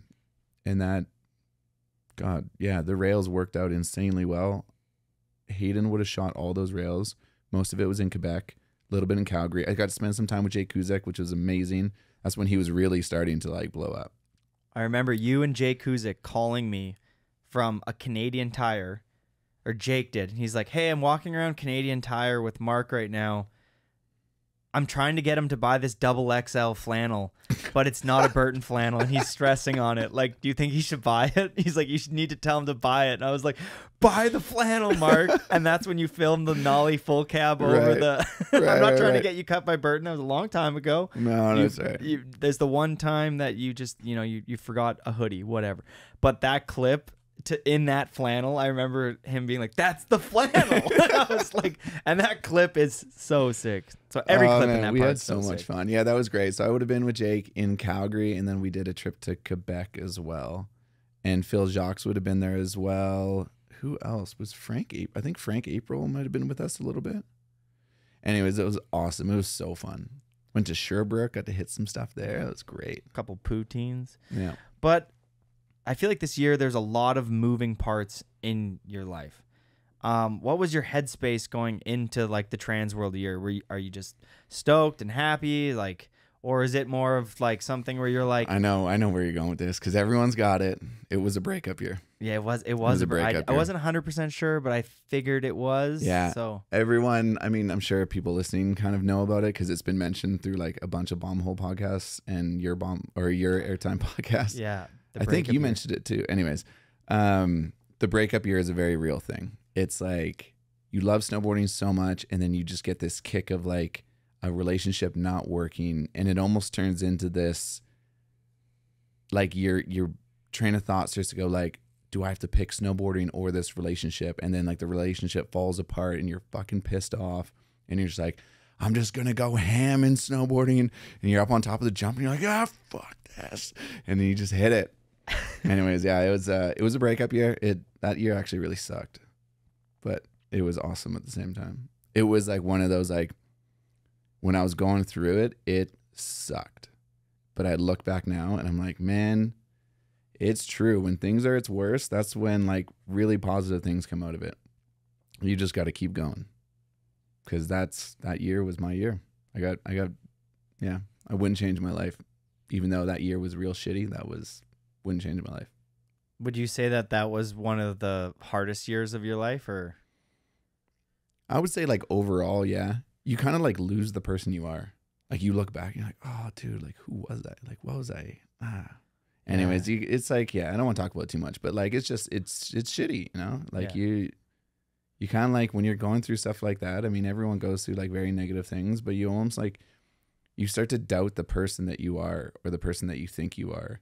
And then you can spiral very easily. But a lot of the time, the best things come from those like very low points.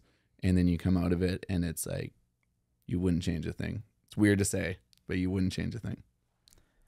Man, I remember that all happening because at the time we were friends, and just seeing you put that energy into that season. I mean, I obviously wasn't going out sledding with you, but I could like hear the echoes, and people were chiming in about like, oh, Mark's doing well. And I was just like, how much pressure were you putting on yourself that season? You know, you have so much, riding on, Monster vouches for you, Burton vouches for you, Yeah. Hayden, like you have a breakup year. Was it more like, fuck it, I don't really care? Or were you like, no, did you put more pressure on yourself than like ever? I honestly can't remember. I don't know.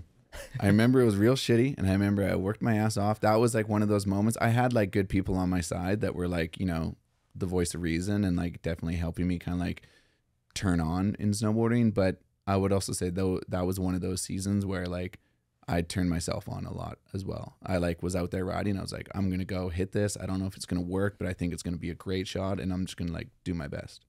And then things would work. So I don't know. Maybe I blacked out half that year. I mean, back to the glass ceiling that you shattered through that season when you skyrocketed.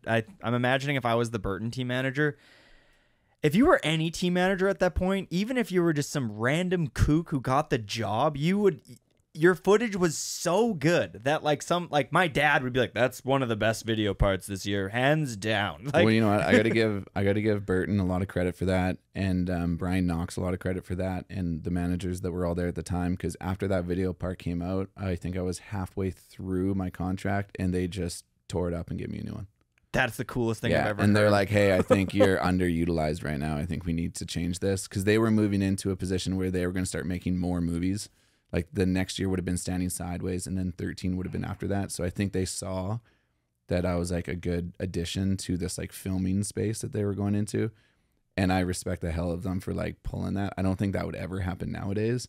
But at the time they were just like, hey, like your contract currently isn't where it should be. Like we're going to tear this up and and do that. And that was huge for me. I'm a cry. That's the coolest thing I've ever heard in my life. If you're listening to this or watching this, camera 3.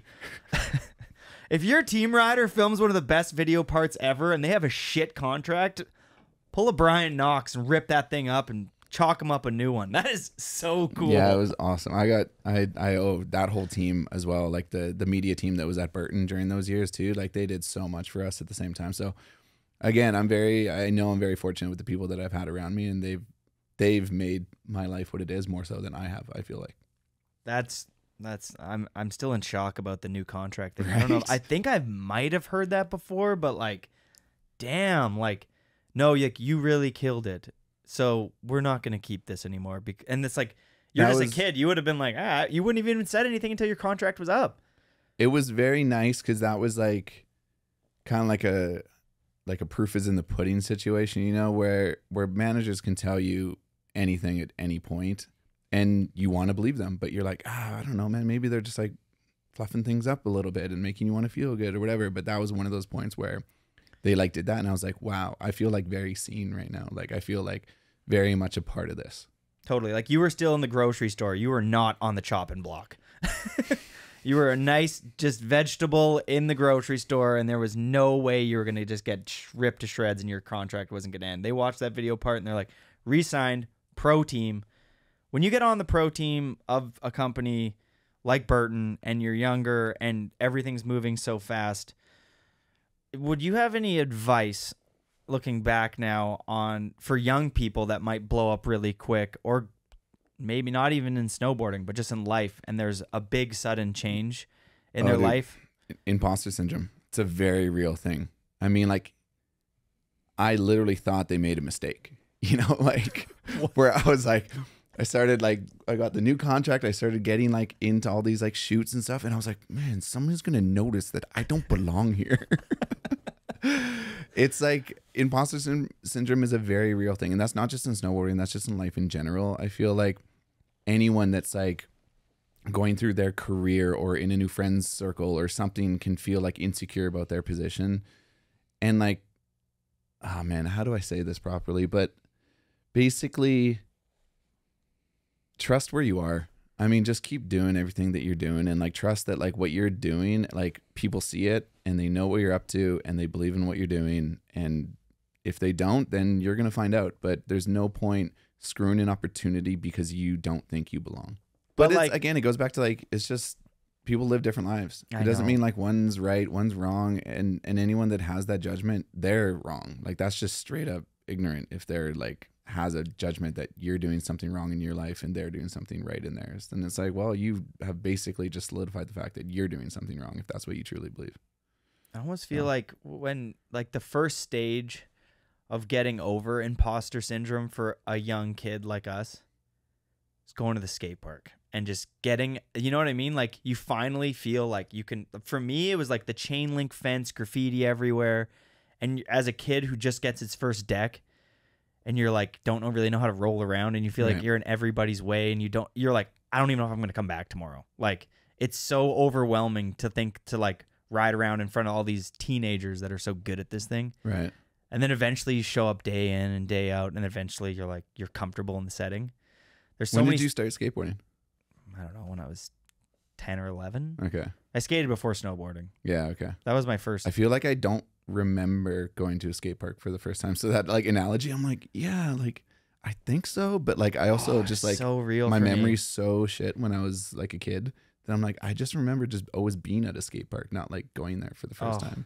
Man, it was. I just remember that being terrible. I just wanted to like. Yeah, I get it though, but that.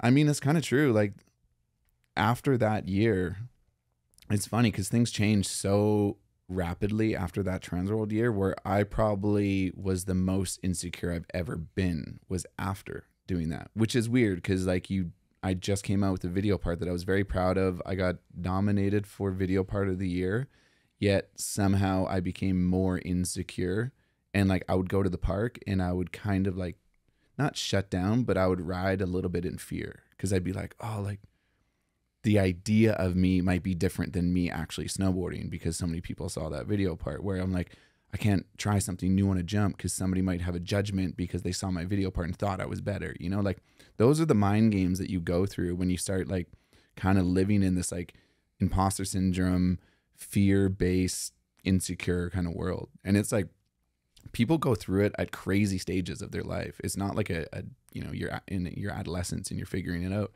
It was like I was the most insecure after I just had the best year I've ever had on a snowboard. Doesn't make any sense, but that's the way I was. Yeah, I mean, and I just remember being like, you know, when you're closer friends at this point of your life and you have people from every angle. You have your peers on Burton, people like Mikey, you have people like Matt Belzil, you have people like myself and Rusty, and you have all these people who are snowboarding and in their own light, minus myself, we're all respected snowboarders. And they're telling you like, Mark, that was one of the best video parts. You know what I mean? Like, congratulations, you did kill it. And you still have imposter syndrome. It's like... Right, but at that moment, if somebody says that, I instantly go the other way and be like, fuck, it's like too overhyped. They're like, maybe they're just being nice. Like, it's not as good as what they're saying right now. And it's almost like that's like my self-defense of like, okay, like bring yourself down now. Because like if you actually start believing that, you're going to have a harsh reality when you struggle with a trick. Do you think that mindset going into the next couple years like hindered you in any ways, or did you get over it, or is that something that looking back over the last 10 years, if you feel like, did you feel like you figured it out at one point, or do you feel like you could have been? I mean, yeah, I feel like if anything, not to get too negative here, like I'm not like a negative person, but like definitely I think I could have done better in my life than I did. You know, like I had all the opportunities in the world, and I would say if anything, I spoiled some opportunities by not taking advantage of the moment that I was in. Because of imposter syndrome or fear or... Fear and imposter. I have a weird dynamic that I'm not going to bring up on here, but like some like family relationships where it's like there's like a lot of fear, and I didn't have it for a portion of my life because that person wasn't around. And when that person came back around, I started getting like beat down with fear again. And that was right when I was going through like imposter syndrome at the same time. And like the blow up kind of after Transworld, where it really started fucking with my head, where I almost started like trying to like curl and like protect myself from like certain like emotional things or like success in general. I started seeing more about the like, what if this doesn't work, rather than the what I used to do of like, I need to try because if this works, it'll help me.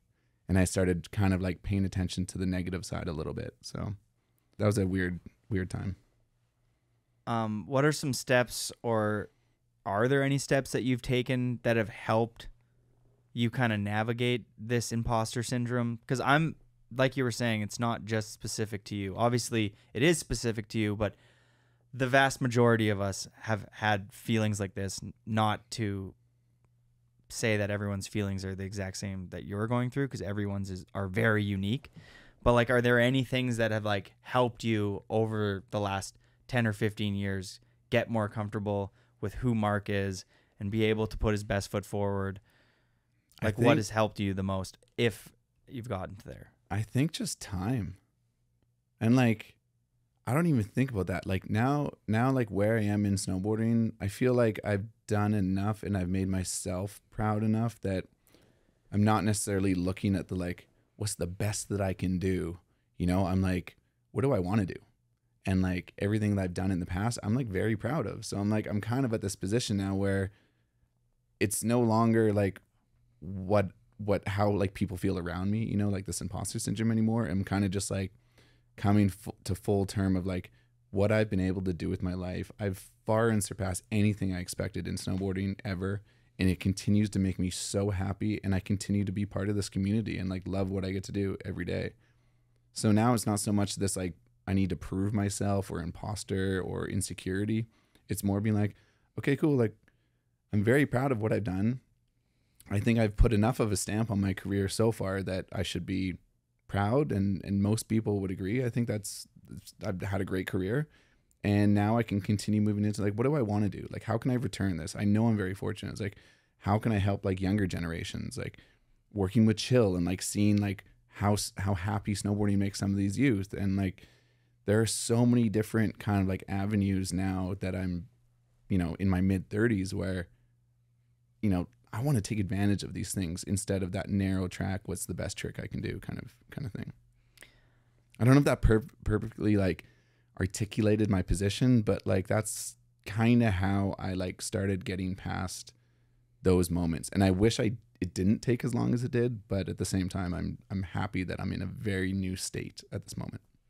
One, I love that you're patting yourself on the back, because as somebody who has been a super fan of Mark Sollors since I've met you as a human, you're one of the most kind and generous humans I've ever met, and I mean that from the bottom of my heart. I fucking love Thanks, you, buddy.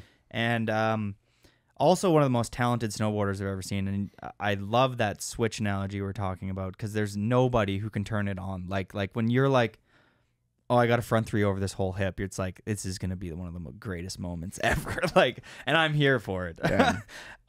So I love that you're like, you know, on this like new chapter of being proud of what you've done, because you should be really proud of what you've done, because you've accomplished what, I mean, the vast majority of these listeners on the show love snowboarding. Mm-hmm. And people, I hope they all do. Yeah. Well, they all, yeah, hopefully they all do. No. But like life gets in the way, and not everybody is going to have the opportunity to be a professional snowboarder. Yeah. Life is just crazy, and it's like, you know, but when you see somebody make it to the top like yourself, everybody like kind of dreamed of doing that. And so for you to acknowledge your success is like, everybody is like, way to go, because it didn't just happen out of nowhere, out of thin air. It's like you put the work in. Yeah. You put the fucking work in. I really mean it too. It's like, yeah, I'm like, thank you very much. Obviously, of course. Like, thank you. But I think it's also like, I am very, very fortunate to have like a lot of good people around me that help me get to where I am at the same time. So I have to acknowledge that. Like, I'm not where I am right now. I would not be if it weren't for the people I had from the very beginning of like when I first got my snowboard in 1995 or whatever. From the shop sponsor, the friends that I had growing up, you know, to like everywhere that I am right now. Like I wouldn't be where I am, and I wouldn't be as proud as I am if it wasn't for them. I think that's a very important touch point, is surrounding yourself with people who bring the best out of you. Yeah, earlier we were talking about just riding specifically, but now that we're all getting older, it's like you want to hang out with people who bring the best out of you, because the majority of us who have... As soon as you get over the age of 25, it's like most of us have been through hell and back. It's great. Life is hard. Yeah. And it's not easy. And we have this thing, a snowboard, that we can pour our energy into. And we're lucky enough to do it a lot. But everybody who's listening to this, it's like, don't forget how important it is to just go snowboarding. It's like, it's true. Life can be so hard. And then you go snowboarding and you go up the chairlift, whether it's by yourself in the singles line or as a group of friends. And it's like, it's one of the greatest gifts the world has to offer humans. It's like, to me, snowboarding is like, it's so special to me, but it's like, it's not just a me thing. Anybody who straps in and gets past the learning stage of catching your edges and smacking your knees into the snow repeatedly for the first year, very stressful. I recommend wrist guards. You get over that period, and it is like you're on a journey, man. And it is, and knowing I didn't how expect to do that. So no, it was beautiful. But like, thanks. What I've extracted from knowing you in this conversation is just like how important snowboarding is to you. Yeah. Like, you went through hard times, whether it was with your family or your breakup, and where did you pour your energy into? The hill, the snowboard. Yeah. Well, because like so much of like what are the best things and what I'm most proud of with my life and like the things I have surrounded by me is because of snowboarding. So it's like, how can I not return that? How can I not hopefully expose that to somebody else so that it can maybe benefit their life as well? Like, yeah. Well, maybe we do have a Patreon question though from Adam Chunts, fellow professional snowboarder. What a great guy. Great human. He said that he had many fond memories from grenade games, as did you, Mark. What was one of your favorite memories? I think he's hinting towards something. I know where he's going with that. That whole week was absolutely insane. We used to joke like Monster back then was like the Wild West, like with grenade games and everything. It was crazy. It was absolutely like the parties and events they threw were insane. The on snow stuff was like, it's just insane what we got away with. But that whole week was awesome. We had so much fun. And they had, what did I win? It was. What did you win? Do you want me to remind you? No, I know what I won, but it was like how we got put up for it. It was myself and Dustin Craven. I think we were titled like the most radical dudes or something like that because I tried to straight line a mogul field and I broke my finger. I mean, that's pretty radical. But anyways, at the end of the festival, we went up on stage and they were giving away a Camaro, and sure as shit, I won a Camaro. Didn't you guys have to put your key in and then whoever's key opened it? But it was also like behind, like before we got on stage, there was like a hat, and they're like, okay, like you have to pick out of the deck of cards.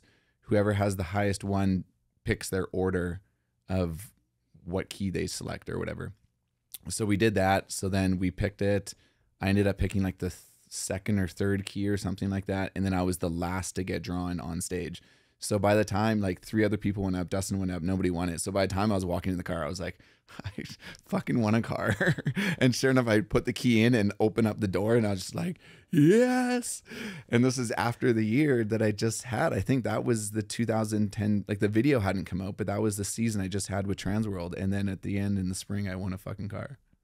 It was insane. And I kept the car. I drove it around. It was so sick. I'm going to add in the show notes here a slow-mo of Dustin Craven's face behind when you open the door of your new car and him realizing he didn't win. He's like, he's like happy for you. At the same time, he's like, fuck. So he kind of did win. We made a deal going into it that we would split it. Oh, a backyard deal? Yeah. Because then it was like, I don't know what it would be called, but yeah, it basically turned into like, hey, if we have this deal, we'll split the car. It'll probably be like, I don't know, 25 grand or whatever. I was like, we'll just split it. We have 50% chance of winning it because we weren't planning to keep the car. And then as soon as I won it, I was like, man, wish I just kept 100% of it. But no, it was fun. So I ended up buying Dustin out because the dealership would only offer us like 20 grand for if we just took the cash. So that would have been 10 grand each. And I was like, you know what? I'm just going to take it. And I've never had like a sports car of any kind. So I was like, I'm just going to take it. I'm just going to rip this thing and just like go crazy. So I kept it for a summer, and then I ended up trading it in for, they gave me $25,000 trade in. So I kind of like only cost me 5 grand to give to Dustin. But yeah, it was great. Another touch point of Mark's crazy career. One year you had like a bunch of covers, like a bunch. How many covers did you stack in 1 year? I feel like it was a crazy number. And I was talking with Parker Zamowski, who was on the last podcast, and he just got 3 covers. Yeah, that was insane. But you had like, didn't you have a bunch in one season? I think it was over like 2 years or something like that. I think I got like 8 or 9 covers, 7 or 8. I mean, that's pretty good. Yeah, what was your favorite cover you've ever had? I have 3, I think. Do you want to make me choose one, or can you let me have 3? Let's go top 3. Okay, top 3 in no order though, but these are my top 3s. One was the straight air that I did in Norway on this. It was Snowboarder Mag cover. It was just like an ollie, and it's like a green kind of like bomb shelter that's there. And I have it in my garage, so you can kind of see it in the back of my YouTube videos. But that's where like I had this ollie. That's one of my favorites for sure. Who shot that photo? Adam Moran, I believe. Sick photographer. Because we did that, and then we went straight to the airport afterwards. And then another one was the King Snow from the Transworld year when I did a Cab 5 over the ice crack, like the big step down that had to have a snowmobile tow in for that one. And Crispin, I believe, shot that one. Yeah, I think it was Crispin shot that one. And then the third one would be after that same year that I had the Transworld year. I think I was number 9 for Rider of the Year with Snowboarder, and the cover of that issue was all top 10 snowboarders for that year. So I got to be on the cover with like every like legend I've ever looked up to. So that was pretty cool. I like that last one there. That is cool. That one I hold close to me. Yeah, that's nice. I wonder who else was on the. Was it like Travis and Nicholas and Gigi and Jake Blavelt, Pat Moore? Pretty much nailed them all right there. Yeah, I have a general idea of who was killing it back then. Lago was on it too. I love Lago, man. He's such a good dude. That's an underrated rider who's not spoken about enough. He is so talented. Yeah. I did a podcast with him and I binge watched all of his footage like every guest, and I was like, holy shit, you are better than everybody almost. Like he's one of the, like he has that, like, you know how there's like pro snowboarders and then there's a category of like the real the real pros. like the super pros that pull up to like the hip and you're like, oh, that's one of the guys who's just about to like blow everybody's mind, like a Kazu Kogobo or whatever, that are just like a tier above. Yeah. Super pros. Yeah. Lago would have been on that. And because we kind of strayed away there, I do want to ask you, because this video part was so impactful to me, the snowboard community, and yourself, in color, what was your favorite rail clip that you filmed, and what was your favorite jump shot that you had that season? This doesn't count as rail clip, but the nollie 3 over the bench, it just felt so like skate vibe, and Hayden filmed it so cool, and I was just like, I've never done a trick like that. It was very like almost like out of character for me, so I really love that one. And probably the cab 9 or the cab 5 near the end, the ice gap cab 5, because that was like full on stunt, man, but like I was really proud of myself for that. And then the cab 9 too, because I was the only one jumping on that jump. Keegan and Mikkel just chilled, so I sessioned that whole thing by myself. And that was another one of those. And that was like April 16th. Like no one else was riding there. Like the season was over, and I was just like, I want to get it. And I think Corey Kaniniak was one of the filmers there. God, I hope I'm not mistaking this, but I remember him being like so happy. We got 2 shots on one day. Front 9 stepmother that year, or that day in the morning, and then we went to that ice gap and did a cab 9 on the ice gap in that afternoon. Were the front 9 and the cab 9 battles, or you just lace it and done? I wouldn't say they're battles, but it was probably like 4-ish tries. I mean, the cab 9, that... And I straight aired both of those jumps first. You straight aired the cab? What? Like, no, did you land? Shitty. Like I said, like no one else was riding. Like we came back from that day and like we felt so accomplished, and we talked to all the other crews that were out there, and everyone was like, oh, the snow is shitty, we didn't ride. And I was like, oh, like Mark got two clips.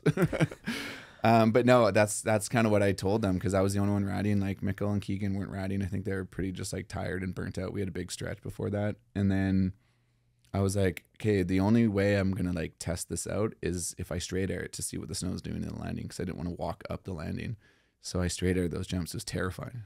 Yeah, like nobody does straight. There's a reason why the only person who has straight airs on massive jumps in the backcountry is Mark Frank, because it's like the hardest thing to do and do it good.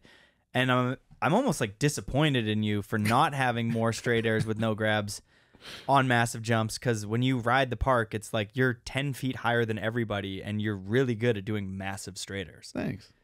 I love popping. Yeah. I always wish I had more pop when I was skateboarding. I had decent pop, but maybe that's where it started from. I was like, ooh, I can pop on a snowboard. Maybe this is where I shine. Let me hit you with this old question. How many decks have you ollied? It's a good question. That is a good question. How do you rank them? Are you interlocking the trucks? Oh, or are you on top? We're not doing stacked here. We're doing interlocked, just classic. I would say I was probably in that like 5, 6 interlock. I don't know. It's been so long. I'm trying to like look to see if I can have like a judgment of how high. I think that you could always say. I've seen you kickflip over 4. Not actually, but that was out of a bank. Yeah. We're talking flatland ollie, right? Yeah. Not like out of a bank. Not out of a bank. No. But I actually haven't seen you. I wasn't there actually. Maybe somebody else was. But like the kickflip fly out over the decks, I wasn't there for. But I've seen you kickflip just like so high on flat ground. And I'm like, holy. Thanks. And you don't. I wish I still skated more. I don't skate that much anymore. Yeah, but you have that weird thing that we were talking about earlier called the switch, and you can just do things when you don't do them often. Like you're probably still super good at mini ramp. No, I feel like I'm one of those people that has to do a sport often to be good at it. Maybe that's like mistaken, but in my mind, I feel like I don't have a lot of confidence doing a sport unless I'm doing it regularly. Okay. Yeah. That was Jody's like agree to disagree. Yeah, I do. Yeah, that's exactly what I was. That's my vibe right there. Nice. Can I have one of these après lagers? Yes, of course you can. Help yourself to a delicious après lager. Thank you very much, Jody. Ooh, those are provided by our sponsor, Gibbons Whistler. Oh God, it's flowing. Oh, she's flowing. I'm sorry about that, everybody. But was it recently frozen? No, but it's been down here chilling because it's not really. Nice. Yeah, it's not very. I'll take it. Okay. standing sideways. Burton's 13, Burton Presents. These are, I mean, Burton had a bunch of Burton films. And we've already kind of gone through it, but like, you know, the style and the pop, ridiculous. You're alongside UC, Mickle, and Mikey. And between the four of you, and maybe there's a couple other Burton riders, Jeremy getting put in the mix and a couple others, this is some of the best backcountry footage to date. It's like, it's going to stand the test of time until people want to go bigger than like 100 feet. Like, these jumps are absolutely massive. You guys are pioneering new jumps. What was it like to be immersed filming with, well, the legend UC, and then two younger or similar age people, Mikey and Mickle? Because to me, that group, wow, untouchable. So, even for me, trust me, I like watched stressful, them and I'm just like, stressful holy group man. to film with during 2011 to 2014. Well, so here's something And onwards. to kind of that I guess you wouldn't realize, but something to make clear.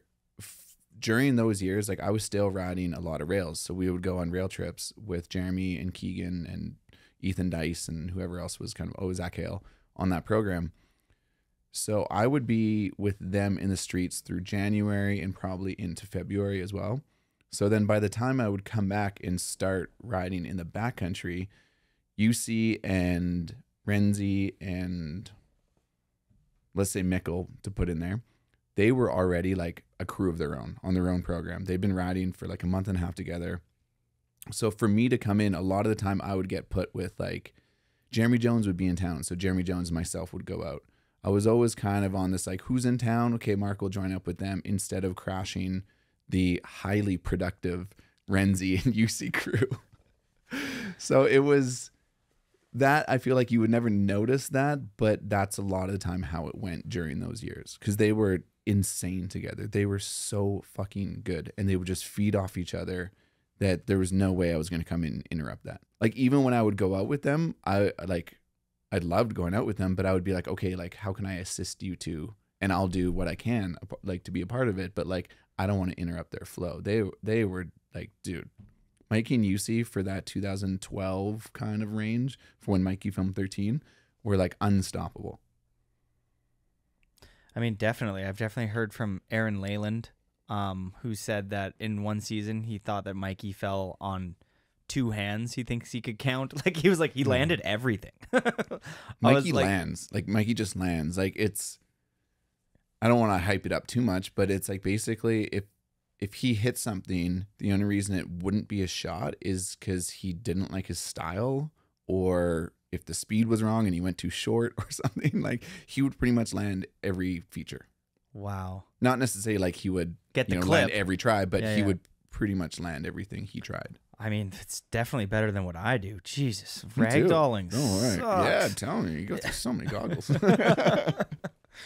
We're real people, Jody. You touched on super pros. Touched on there very briefly about like reading the room though. You jump in with somebody like UC, you jump in with somebody like Mikey, and they have a special thing and they're killing it, and that's not your main crew yet. And you come on and you're being really intuitive to what's going on there, and you don't want to like mess with that. So you're adding, like you said, they're like providing a service, like, how can I assist you? How can I help you guys get a clip? Yeah, and like, I think that's nice. Like, when, like, if I was somebody who had never filmed with whoever, Blake Paul and one of his other riders, and then you jump into their crew, there is something about, like, you know, reading the room so that you're not stepping on any toes in the beginning. And then there becomes a point where you're like, no, I've paid my dues. I'm part of the crew. I can speak my mind, and I'm on this session too. But like, I kind of like when people like read the room and gracefully kind of enter. It's like, yeah. And like nice. The one thing I should make clear, just when you're saying that, like, at no point were they like not welcoming me, you know, like this was all my decision to be like, hey, like, those two are like thriving, like, I'm gonna, you're like, reading help them. the room. Yeah, exactly. But they would be like, let's go have a session, let's do this. And I'm like, no, I'm good. Like, you guys go ahead and do it. You know, like I was bowing out of things because I kind of felt like those two were thriving together so well. So it was never to a point of like anyone like not welcome me into their Yeah. crew. Like I just want to make sure that was like clear. I don't want to lose that in that like that they weren't like, oh, like Mark, come on. Like they were so welcoming and they would help me out anytime I rode something. It was more that like I felt I didn't want to interfere with that. But then also, like I said, there's always people from Burton coming to Whistler to film. So a lot of the time I would kind of like help those people because I knew the whole backcountry well. I knew where to go for these jumps. So I was able to take them to places and we could work together as a crew. I kind of like when you got pushed to it's well, I don't think pushed, but you're deciding to okay, they're kind of killing it, and I think in some way, shape, or form, that kind of pushed you into doing, you know, Mark's gonna try this, and I think a lot of my favorite shots from you over the years are like solo Mark spots where you probably built them and all. You have a huge ollie that I'm thinking of over this like massive pillow.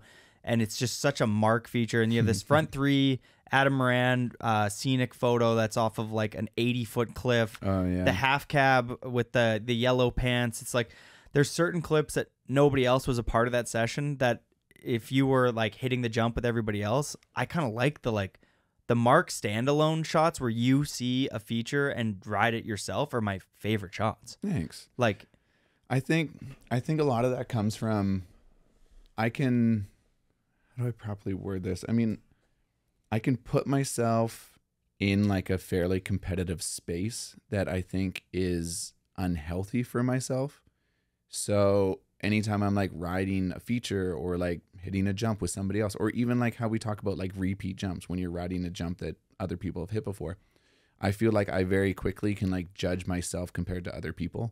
And I don't want to do that. I don't think it's healthy for like myself and my mental being. So because it would just potentially make me spiral down into like me feeling like not my proper worth, or like if somebody got a better trick or whatever, it could just like open up a door of negativity for myself. So if I went and rode something on my own and it didn't work out, I was like, oh, that's fine. Like I tried, I did my best. If I ride it with somebody else and they get a clip and I didn't, that in a way could kind of have a more negative impact on me than I would want. So that's like a very realistic way of like me kind of honestly saying is like, that's why a lot of time I go and like find things unique and creative on my own so that I'm only in competition with myself. I hate that word competition, but like for my mental being, it's only me against myself. And if I fail, then I'm like, oh man, that's okay. Like whatever. If I don't land a trick and somebody else gets one, again, I know it's unhealthy and I know it's not good, but that's kind of where my brain starts to go. Yeah.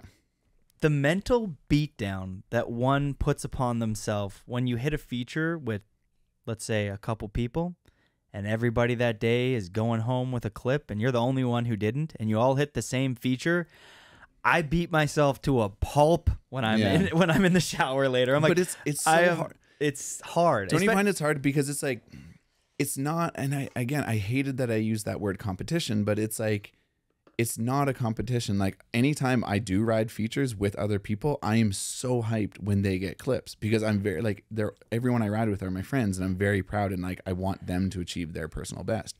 So again, it's not this competitive thing, but it's this like kind of like underlying insecurity of like, I don't feel worthy enough. Like I should have landed this. Like, why didn't you land it? Everyone else could land, but why couldn't you?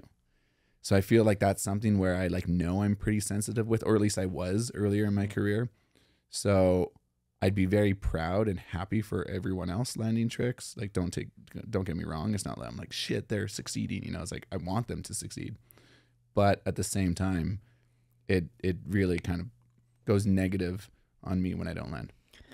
I mean, what you're saying is what I'm saying. You go to a down rail with 4 people and everybody gets clips except for you. You're going to beat yourself. You're going to be like, I didn't get a clip today. Yeah. Like that feeling sucks. It's Yeah. like you want to do your best. And if you are performing on a feature with people that are in a similar skill set as you in professional snowboarding, you're all pros there or whatever. And there's a couple AMs and you're all like trying to clip up and you don't clip up. It's like, you're like, why didn't I clip up? Yeah. I should be good enough to clip up. Yeah. But like, I get it. I understand. You hit like a unique spot that's like, maybe it just wasn't going to work for anybody. You know, you can't compare it to anything because it's not a feature that everybody else is hitting. It's just like a one-off kind of thing. And I feel like a lot of to bring it back to what I was saying earlier is like, yes, a lot of my favorite clips that you've done, I feel like are the, like, I'm going to hit this alone. Like there's this Slash clip I'm thinking of, like, that I've copied year in and year out till this day. You do like this slash off this pillow and then you pop like an ollie. Yeah. It's a super sick photo. A lot of those are like one-offs anyways, so it's like you can't really session it, but yeah. It's like professional snowboarding meets like essence boarding. And you combine the two, you know what I mean? Like there's essence boarding, which is like you get a really cool camera and you set up for a turn that really anybody can do. And I understand that everybody has a different turn, but like turns aren't clips here. Yeah. But if you turn off of a massive cliff, it becomes like an amazing clip. Thanks. I mean, that's actually just the other day I posted this method and somebody commented just like essence. And it was kind of like, yeah, nice. Yeah. You know, it's like, that's exactly, like, that's what would have inspired me. Like, kind of like that essence of like, when I see snowboarding, I like want to watch snowboarding that inspires me. I don't necessarily like, it's fun watching like the biggest and best tricks. I respect it. It's insane.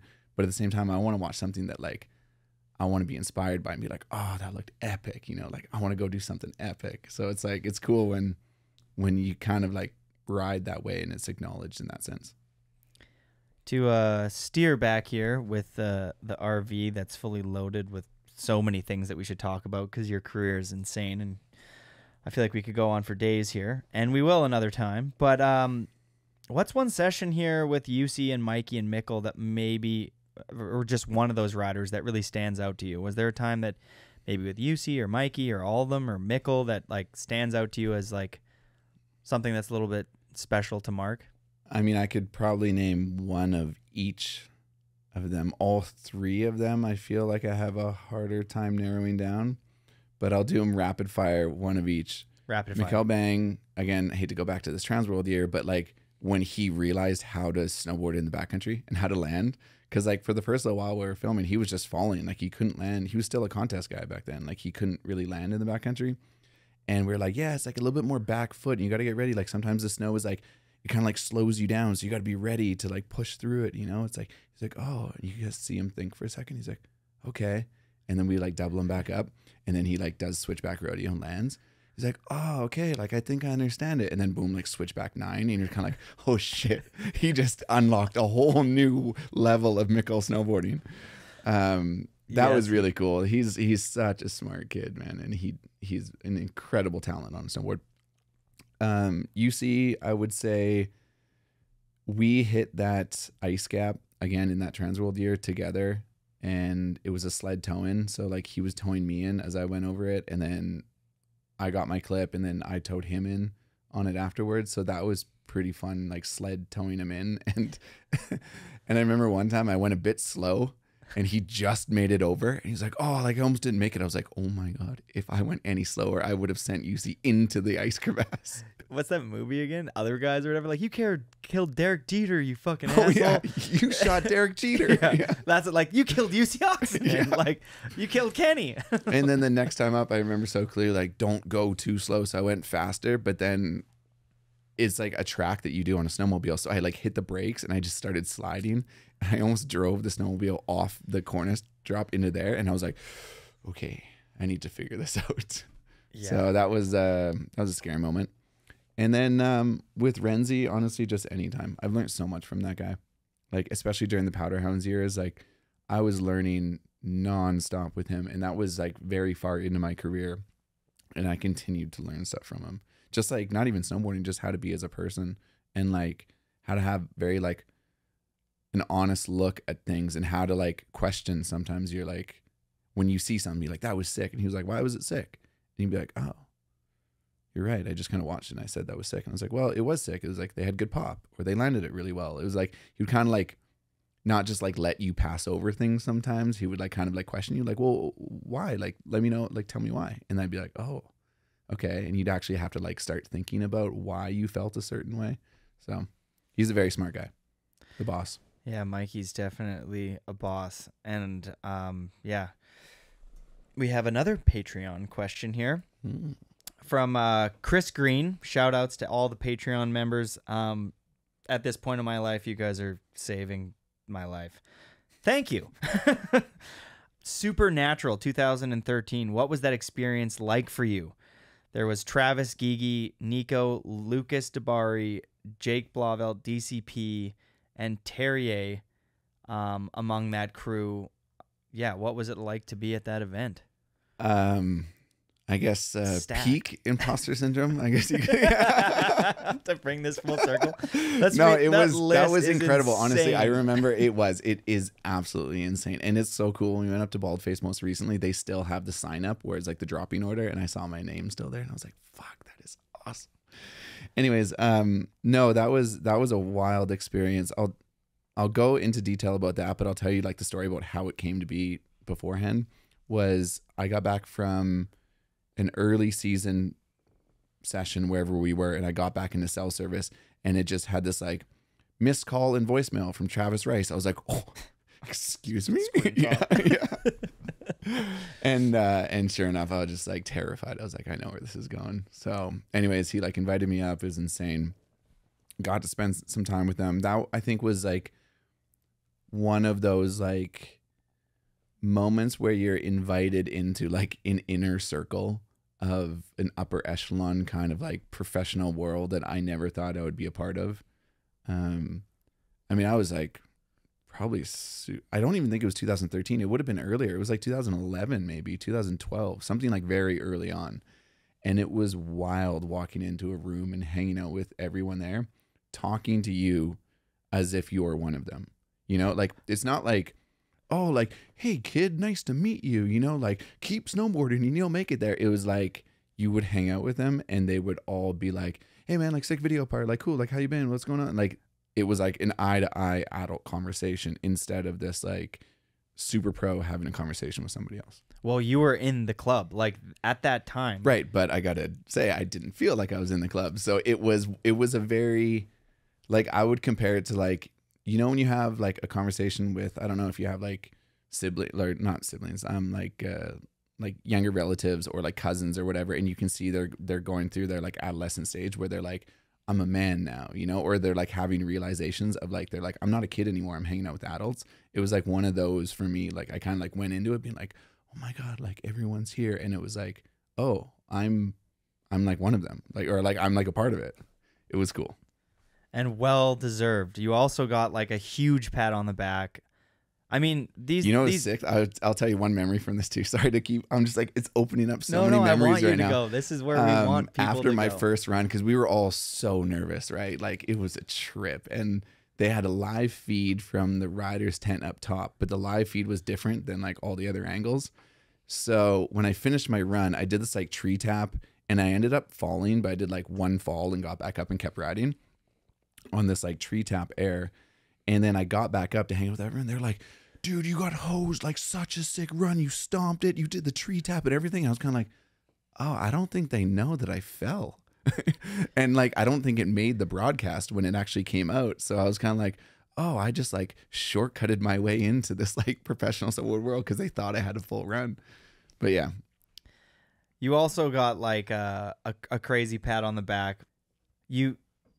And well deserved. You got pushed from being like a Canadian pro in sandbox, a global pro in child support, and then the in color and the parts follow like Burton 13, etc. pushed you into like upper echelon top 20, 30 snowboarders in the world. I mean, lower if you look at the whole, like, I mean, sorry, higher but I'm just trying to be like less picky because some people would be like Torstone at that time or whatever. There was like a group of 20 super pros at that time, and you were amongst them for a long period of time. And people like Jake Blauvelt are calling you now and being like, hey, I'm filming for Naturally. And like, when I say 20, like maybe some people think that's a lot, maybe people think that's small, but like there was like so many people back then that were, it was in the heyday of like, there was danger pay. And people could make big money snowboarding. So there was a lot of top pros that were pushing it. There was the double cork era. It was like people were still going absolutely massive. It was wild. And for someone like Jake Blauvelt at the time, kind of pioneering this whole like freestyle approach, and for him to be like, I want to bring Mark out. I thought that was so cool. It's like he saw that like whatever your approach was, like he hand selected you to do a trip with him Yeah. And you were out with Jake Blauvelt, and I remember that edit coming out and being like, "That's my dog," because I was like, I was even getting a little burnt out on the cheese wedges. I think we all were. But yeah, fair. And then like 2014 comes along, and you're out with Blauvelt, and I mean, you absolutely crushed that trip. By the way, for the window that you guys had, I was like, you stacked. You should have redone the 7. The back 7 was crazy. I know. Oh, well, I didn't think it was big enough because I felt like I had to spin way too fast. So I remember that actually really clearly. But no, that was, again, I feel like there are certain chapters that you like kind of hit, or like TSN turning points, as you want to call them, that just like open up doors to like different worlds. And that's like some of those things where it's like, okay, cool. Like I feel like I got to another level, and then I would have somebody near me or whatever, or like an opportunity, and I'd be like, seize that opportunity, do the best I can, kind of like, and then that would open up like another door. And it's like, it's always these like little steps along the way instead of trying to like fight for something, you know? Like it was cool. Like I wasn't like, Jake, like I want to go on a trip or whatever. He was just kind of like, hey man, like I have some heli budget. Like, do you want to come film like a segment? He's like, I got like 4 or 5 days until Terrier gets here. It'd be sweet to ride with you. I was kind of like, yeah. Imposter syndrome again. You're like, are you calling the right Mark? And he's like, yeah, I'm calling you, Mark Sollors. Do you want to come? And you're like, no, me? the right Mark didn't come around until McMorris really blew up. And then I was like, are you talking about the other Mark? Yeah. Well, Mark Landvik, and then there's a handful of other ones. But no, that definitely, it's like very cool getting to look back on chapters like that. And it's crazy to see how they happened. You know, like it seems very serendipitous that it works out that way, but it just does. One thing that like maybe we can touch on and bring this whole full circle, but you get older and then you're not, you know, filming your in color parts anymore. Is there something like when you start entering these premieres and you start integrating with the youth where that imposter syndrome is now formed into this, like, does anybody even remember who I am? Like, does anybody know who, like, remember these video parts? Like someone like Pat Moore, he's so integrated with Vans, and he's such a huge, like, I'm wondering, do kids know about, like, do kids go back and watch? In and, color? like, I don't, probably not. It's probably like if the younger generation knows of me, it's probably for things I've done recently, or like Powder Hounds or something, or just my alignment with Burton for so long. They might not know about In Color. I mean, when I first met, to bring this up because we're going to Japan with Sean Miskman, but when I first met him, he's like, dude, my very first video was standing sideways. You had a sick part. And I was like, fuck. I was like, dude, are you kidding me? Like, that was your first video? I was like, I was already, fuck? Oh, that's so good.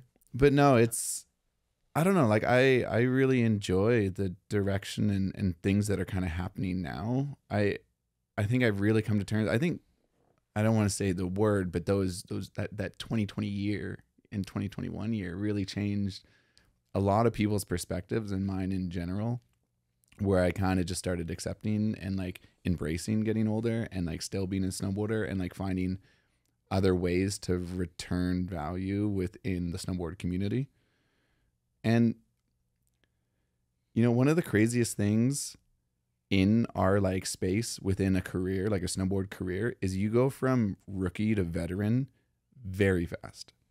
You still feel like a rookie until somebody tells you you're a veteran, because you're always learning. There's always new things happening until all of a sudden you realize, holy shit, like I'm the oldest one on the crew, or like the whole team is younger than me. My team manager is younger than me. It's kind of like, that's where you start realizing, be like, okay, this is like when I was looking up to Devin and UC and Ika, I was like, now I'm in that position where I can start giving information as best as I know it back to those younger generations. And I am somebody that can help them have a better career.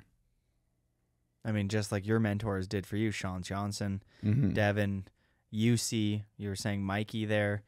It is wild when you find yourself in a mentor position, but like, I kind of like this analogy, and I've been kind of saying it a lot lately, but not on the podcast, but just in my head, that like, you know, your snowboard life is like a book. And if you were to flip through the book, the first couple pages are hard to flip through. And so you're only flicking through them really slowly. But once you start getting to that middle zone between like 38 to 40 to 50, it just feels like life is flying by. And then I'm imagining near the end, you get back to slowing down, and it's just like flipping through a book. It's fun right now. I know, I'm having fun. Those but early 20 years were fucking chaos. I will say to anyone who's younger listening to this that getting older is not bad. It's amazing. It's amazing. Yeah. I love it. I know. Wisdom's amazing. It's well, you just get to kind of pick and choose what's important to you and follow like things that are actually important to you, not what you think is important. Or what other people quote unquote think is important. You know, it's like, this is what I want to do. This is what's right for me in my life. Boom. Go and focus on that. Ignore the rest. The best thing that I've ever thought to myself when I came into my 30s was, you don't need to be friends that aren't nice to you. You don't need to be friends with people that make you feel shitty. You don't need to be friends with anybody that you don't want to be friends with. And I was like, I was like, oh my God, I don't have to be friends with this person who's made me feel horrible for 10. I was like, you don't need to be. You know what I mean? Like, when you're trying to get in the club because you are insecure about who you are, and there's certain people that you idolize, but maybe they don't like you back, and the feelings aren't mutual. At one point you just go like, I am who I am, and I don't need to like not like house music or country music because other people don't like this, or like I don't have to not like baseball because it doesn't fit into you can do whatever you want. Yeah. You're just old now, and you're just like, hey, this is me, life, check me out. Yeah. I think it's really interesting because as you get older you start having this like fine line between the person you want to be and the person that you are. You know, there's like all those motivations, like be who you want to be. You can achieve anything. And that is very true. I'm not talking negatively on any of that. Like, go and strive to be the best person that you want to be. That is a goal for everyone. But at the same time, you have to also have an honest conversation. Be like, this is who I am. So like you play within your boundaries too. You're like, these are like my moral codes, or this is my value. This is the person I know that I am. And yeah, I'm trying to achieve other things and I want to achieve other things, but you're fighting an uphill battle if you're just trying to change who you are as a person. So I don't know. I kind of like the idea of like, you know, as you get older, learn who you are instead of just the striving of like who you want to be. It's hard to articulate. And at one point though, what I think is the best, after pushing into as many different life things and exploring and trying to learn, I think it comes back to leaning into your strengths. You know what I mean? If you're really good at certain things, like lean into those things. Like if you just happen to be one of the best people on earth with learning how to pop on a snowboard, like lean into that. And that's what you did.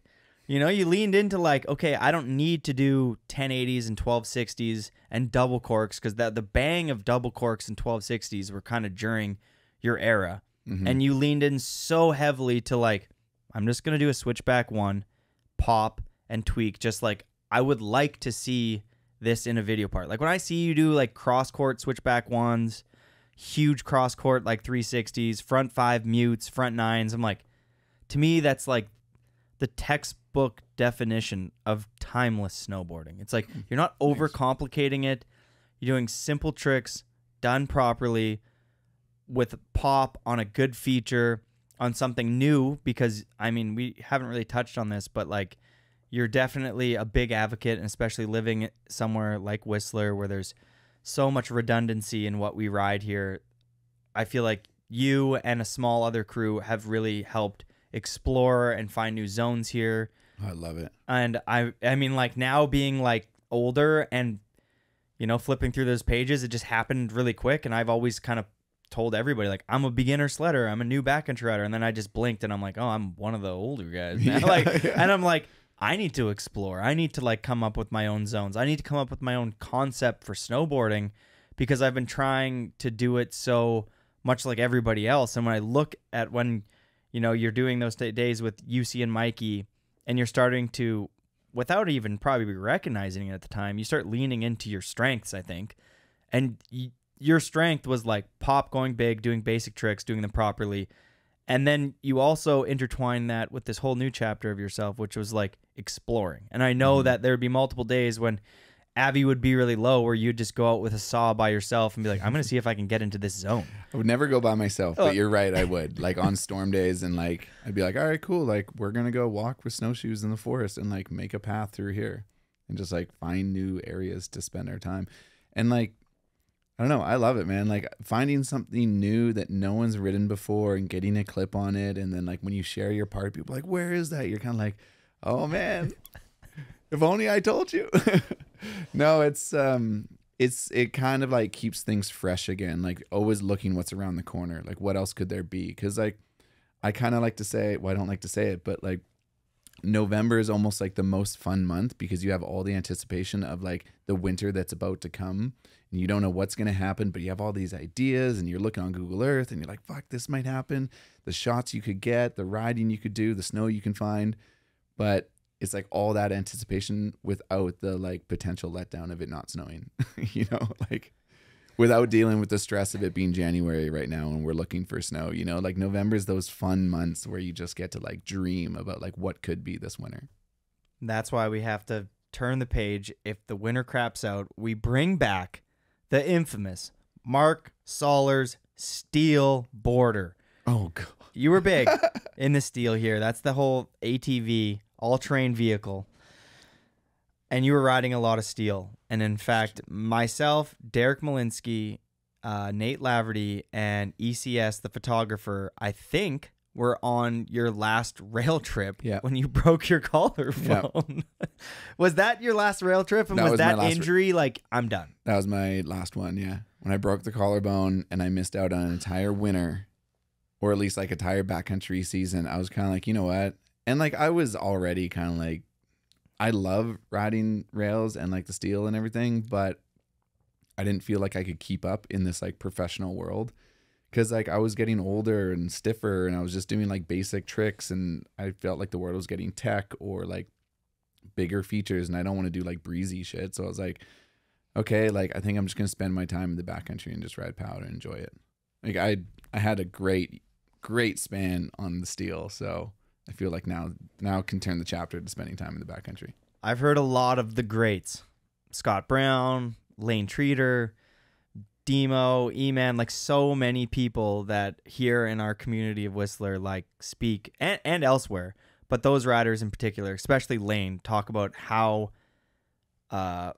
moving the needle was like an understatement. Like you were riding some of the most buck kinks. I remember when you 50-50'd that rail in Nelson and you got slung in by Austin Sweeten and Ethan Dice. And you back 50-50 that the Megalodon or whatever. And I remember, I don't know if I watched it with Lane or saw him later, like that day or that week. I just remember him telling me, he's like, I can't believe Mark 50'd that rail. Nobody thought it was possible, or what, he was like losing his mind. And years previous, I heard Ben Baluck talking about the 50-50. It was either Ben or Laurent, LNP, talking about the 50-50 that you did in color. And they deemed that rail an impossible 50-50. These are that's very, very nice of all of those people. I never expected any of them to say anything like that. That's cool to hear. Those are like the most legit steel riders out of ever, like the list of ever steel riders. Like that's a huge compliment. Thank you for, if they hear this, thank you all. That's very, very nice. I'm getting insecure and weird now. Well, I mean, like our guest question there from Chris Green about, you know, natural selection or supernatural when you went in 2013 and you know, Travis and Gigi and Nico and Terrier and Lucas Dabari and Jake Blauvelt, that whole crew's there. And you're saying like, whoa, we're like, we see eye to eye. It's like Scott Brown, Lane, E-Man, that crew, and everybody else who's talked highly of your snowboarding. It's like, they've been to the front lines. They've been to the trenches. They've 50-50'd gnarly kinks, and they know what, like when you drop in to a 50-50 with 20 feet of in-run and you're going back 50 and you went into the stairs one time and that rush of, like, it is insane. Yeah. The one time you come off on the inside of the stairs, and unless you've been in the situation of trying to really push your riding in the streets, you don't really know what that feels like. And all of those riders who gave you that, you know, stamp of like, fuck, you're killing it, Mark, have done crazy things and have been in your shoes before. So they recognize like They recognize what it would have been like to be standing on top of that drop and to back 50-50 that rail. Like I think Lane was like, I thought about 50-50ing that rail, but I was like, nah. That rail was sick. It's the like one in Nelson, curve and yeah, spaces it's and curved. gaps. Yeah, you can't tell, but it's like curved. And then each rail is like an individual rail, so there's gaps in between them all. And some of them are like uneven, so it'll be like the down rail, the here, and then it'll come up this, and then all of a sudden, like when this ends and goes to the next down, it'll be like higher than the next. Yeah. But that's cool hearing those guys say that. That's really nice. Because I have like the utmost respect for all of them. So like hearing them say kind things about me means a lot. Well, I'm sorry that on your last steel trip, me and Demo bungeed you in and broke your collarbone. So no, that wasn't you guys. That was... Dude, I did so many things wrong on that spot. I was jealous that you were killing clip it, Mark. if you want to share it. Yeah, let's share it. Okay, well... disclaimer alert: if you're about to show this clip, maybe I'll send the one without the audio because it's not pretty. But yeah, I was doing at Glen Rosa in Kelowna. It was one of our first. Oh, is that a spot leak? Am I not allowed to say that? No, you can say Glen Rosa. I'm just saying, like, because we were like the first ones to hit that in high school. So it was like actually this guy Tanner Tompkins was the first one to hit it, but then Shane and I went and hit it. Like it was like grade 9 or something like that. We hit it. It's like 91, 92. What did you do on Or I it? mean, sorry, 2001, 2002. Shane did... We had to set up the garbage can as the jump because it was chained and there was no snow. Shane did like this board slide that ended up turning into a 50-50. Nice. That's dope. And then, you know what? Maybe I didn't even get a clip on it back then. Anyways, that was a long time ago. So respect to Shane for doing that. I mean, you front but anyways, it's 270 like one of the that rail. amphitheaters where there's like the walkway that would go down and there's like a guardrail above it. And we built a jump to the edge of the guardrail and I tried a frontside 270 onto the rail that had a drop on one side and snow on the other. And I just made a stupid mistake. And I got some warnings, you know, like I was landing in the 270 and then turning out and then riding down the stairs.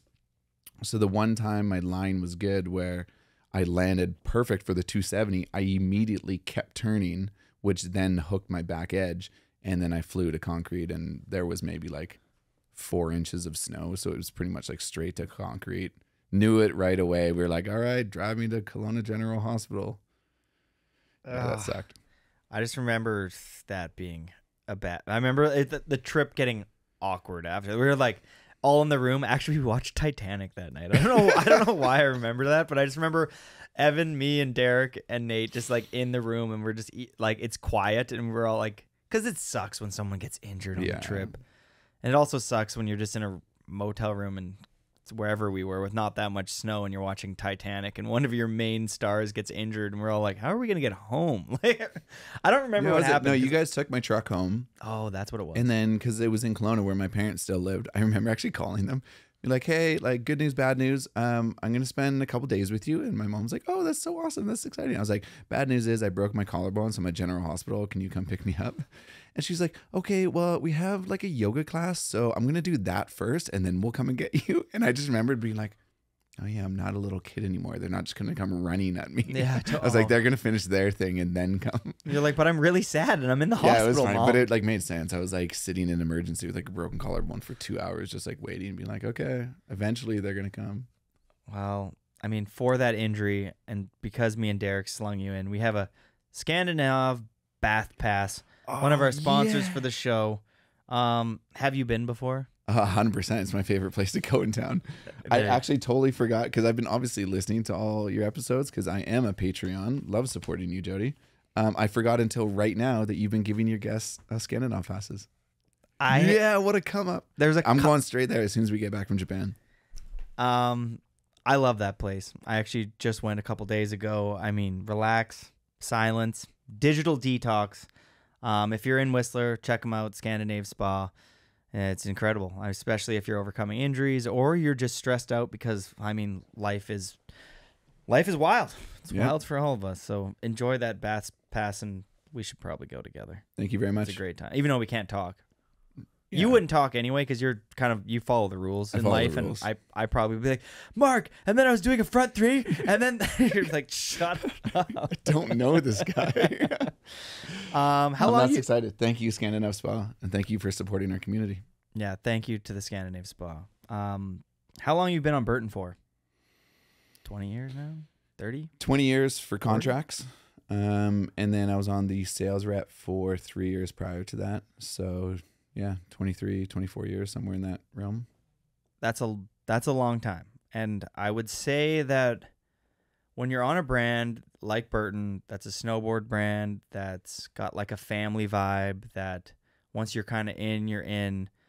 I mean, what's it like to be immersed in a snowboard brand that you're so proud to ride for? Because, I mean, I know you, and I know that you're such a Burton proud snowboarder, which is, regardless of how anybody feels, it's like, if I was somebody on Burton, I'd be so happy to have somebody like you endorsing my brand because you really love that company. And I think it's for reasons beyond snowboarding. It's because you got to meet everybody that runs the company. And you've gotten the fortunate time in our short lives to spend time with Jake Burton and people like Marco Grillick, just people who have now passed but have helped shape this company. What were like those figures, Marco and Jake, maybe like? What did they mean to you? Yeah, I mean, you said it right there. It's like, it is a family. I know that a lot of people throw that out, especially like in a corporate space where they're like, we're a family, work together. But like, they legitimately are a family. Like, it's family owned. Like, Jake and Donna own everything. You know, it's like that family runs it. And the people that work there are so committed to snowboarding. They love snowboarding so much. Everyone from like the work product and R&D, like, they're snowboarding nonstop. They're just fans of snowboarding. So they work so hard to make the product the best they can. They do the best they can for events or anything that they do within snowboarding. And then Jake and Donna, like, from the beginning, I mean, if you don't know the story, like, go to listen to JBC's Jake Burton Carpenter, how I made this. It's a podcast basically, and it's like an hour long, and it tells about his story, about like professionally done podcasts of like his proper story, and it is amazing to learn about him. And then also Donna's podcast on the Bomb Hole. It's so incredible, good. But that'll give you like a good kind of like inside picture to like the people that like ran and built the company from the inside. Because I think that's like, it's a story that doesn't get talked about. Like within our like snowboard industry, like so much of it is marketing, you know? So people know a brand from a marketing perspective about what they do, you know, who they sponsor, whatever happens, you know, they see that as like that's a forward facing marketing thing. There's a whole nother story within how a company is built and how it's run and the people behind it and how committed they are to certain things, that once I saw that side of it, I just fell in love with everything that Burton does. Like, I'm a Burton guy for life. Like, I got to spend a lot of my those formative years with Marco Grilch. We would always go down to New Zealand together and spend time in Australia. That Australia trip that I told you about, where that was like my opening up to the company, that was with Marco. And like, that guy was so fun. He called me out because I never had like a nice jacket. I always wore like a snowboard jacket or a windbreaker. And he's like, man, you know, like, if you're going to go out and meet girls, you got to get a nicer jacket. You're just wearing a windbreaker. And I was kind of like, oh, okay, sorry, man. Yeah. And it's just like, he was such a good dude. And he told me there's an unspoken rule. I think he just made this up, but I've abided by it for the rest of my career. Was we were at a park shoot and he was 26. So I would have been like 23 or something. And we're about to do a catalog shoot on this jump in Cardrona. And no one had hit the jump. It was freshly built for the Burton crew. It was a huge, like, old school step down style. So it was like huge wedge, super fucking flat deck where you go like high and you can case. It's not these raised knuckles, you know, nothing. It was terrifying. And I was like doing in runs and I was like, Marco, like, you can do this. Like, should we Rosham? Who goes first? He's like, no, man, like, once you're over 25, you don't have to guinea jumps anymore. And I was like, oh, really? And he's like, yeah. I was kind of like, okay. And it was just me. So I was like, all right. So I kept that rule going for a little bit while I was getting older. I like that rule. Next time I see a kid in the park and he's like, what's the speed? I'm like, you tell me. Yeah. Yeah, he's awesome. And so I've been running his board too. So he's got, before he passed, he was in the midst of making the Growmaster, which is a new board for Burton last year. And I've been running that board recently and it's so fun. And it's just like kind of cool because you can see how he developed it. Like, I'm not going to get too like product talky right now, but it's like cool. You can, as you like kind of like notice what the board's good at, you're like, oh, this is because he would spend time with his kids, and then he would want to go and do like his own kind of like either park riding or ride some POW in the afternoon. I was like, you start understanding why it thrives in certain terrain, and you're like, oh, it's pretty sick. Yeah. Just because I know, and I've spent a lot of time with you, little things like bringing out that little shot. What's that shot that Jake Burton really likes? Oh, the Underbergs. The Underbergs. Oh, Like little man. things like, Dude, I want to be a sales rep for Underberg. They don't do anything in Canada. It's so hard to find. I was like, give me the contract. I'll sell this stuff. I'll go sell it to everyone. But they're like a digestive shot, like a bitter basically. And he would love doing those. Like when we were out riding, when we were doing cheersing, like the packaging is amazing. It's family owned from like, I think it's like the early 1900s or something like that. It's just so sick. So he would always have them on him. And whenever we did kind of like, we would finish something at Burton, or if we did like the rider summits, the rider roundtables, he would always have like the little bottles, and he would bring out like hundreds of them and just like make everyone have them, cheers and crack. They taste awful, but they're so sick.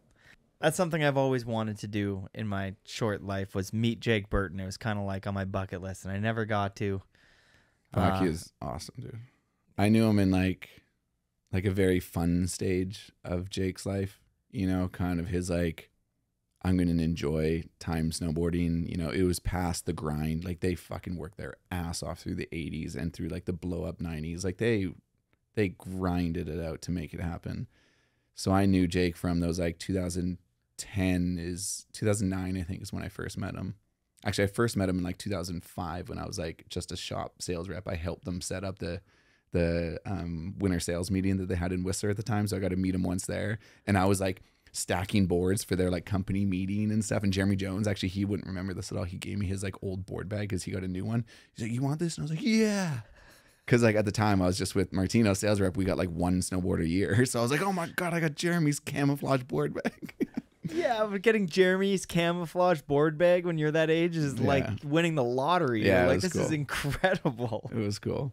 But and then yeah, like as I got to know Jake more and more, it's hard. Like for me, that relationship with Jake, like I don't think he would see it as important as it was for me. Like I didn't know him like super well. Like McMorris and him were like best friends, but like even for me, like when I would spend time with him, when we would have like honest conversations, like he really was this like father figure of like a person that I would trust listening to, and I'd be able to have conversations with. It would scare the shit out of me. Like I would have like, you know, I would say something and he would kind of push back on it, and I was like, fuck, I said something wrong in front of Jake, you know. But like it really like hones in on like you speaking the truth. So and he would call you out on all your bullshit too. But yeah, I like, again, like that, I think that relationship was more like, it was more important for me than I think it was for him. But like we had a lot of fun. I'm just that was a hard one when he passed, for sure.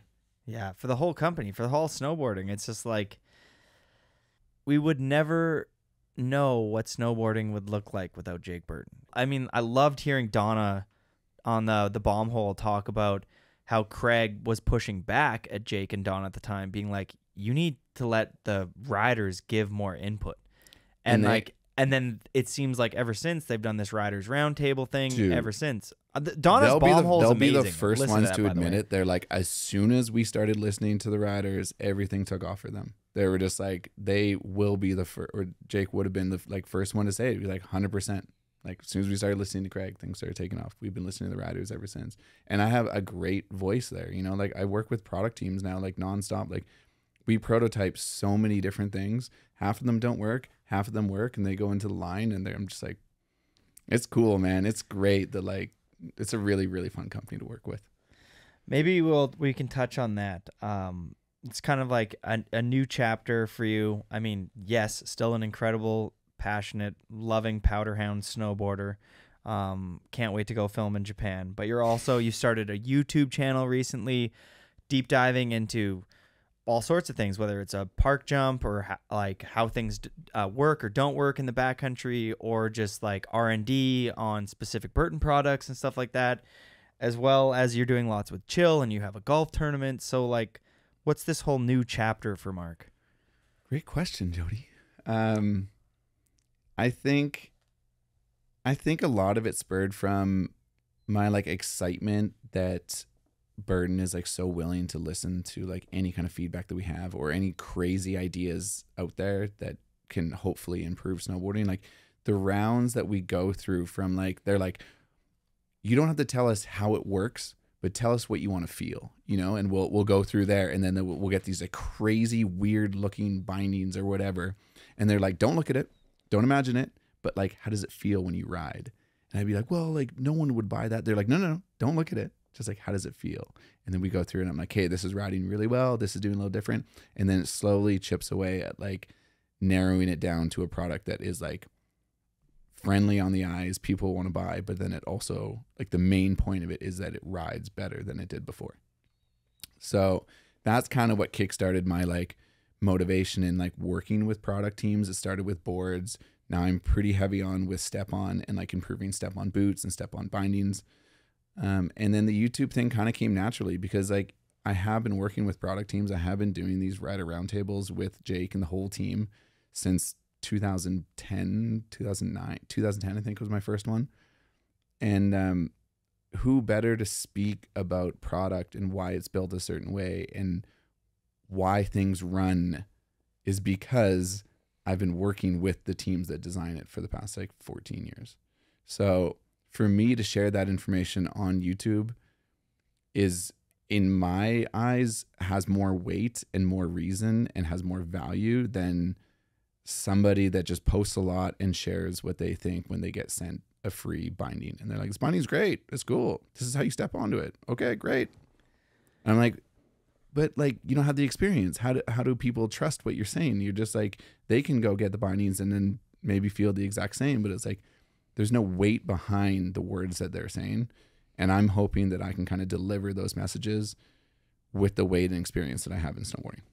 I could not agree more. I'm so happy that somebody with your skill set, somebody that was one of the best snowboarders, like an absolute legend, somebody that is very articulate with their words, that can actually describe and help people understand whether it's how to hit a jump or like a board thing or goggles or whatever you're going to work on. It's like the space that we know and love in snowboarding.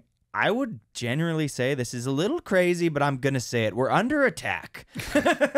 We are legitimately under attack. There's brands like Montec and Dope that are taking up the massive market share. There's YouTube right now is a massive channel, and snowboarding isn't on it yet. We haven't had people like you and stuff like push into it. It is, but it's like you kind of got to look at it in that same way where it's a very loved sport. Like we're fortunate to do what we do. Like there's a reason why people love snowboarding.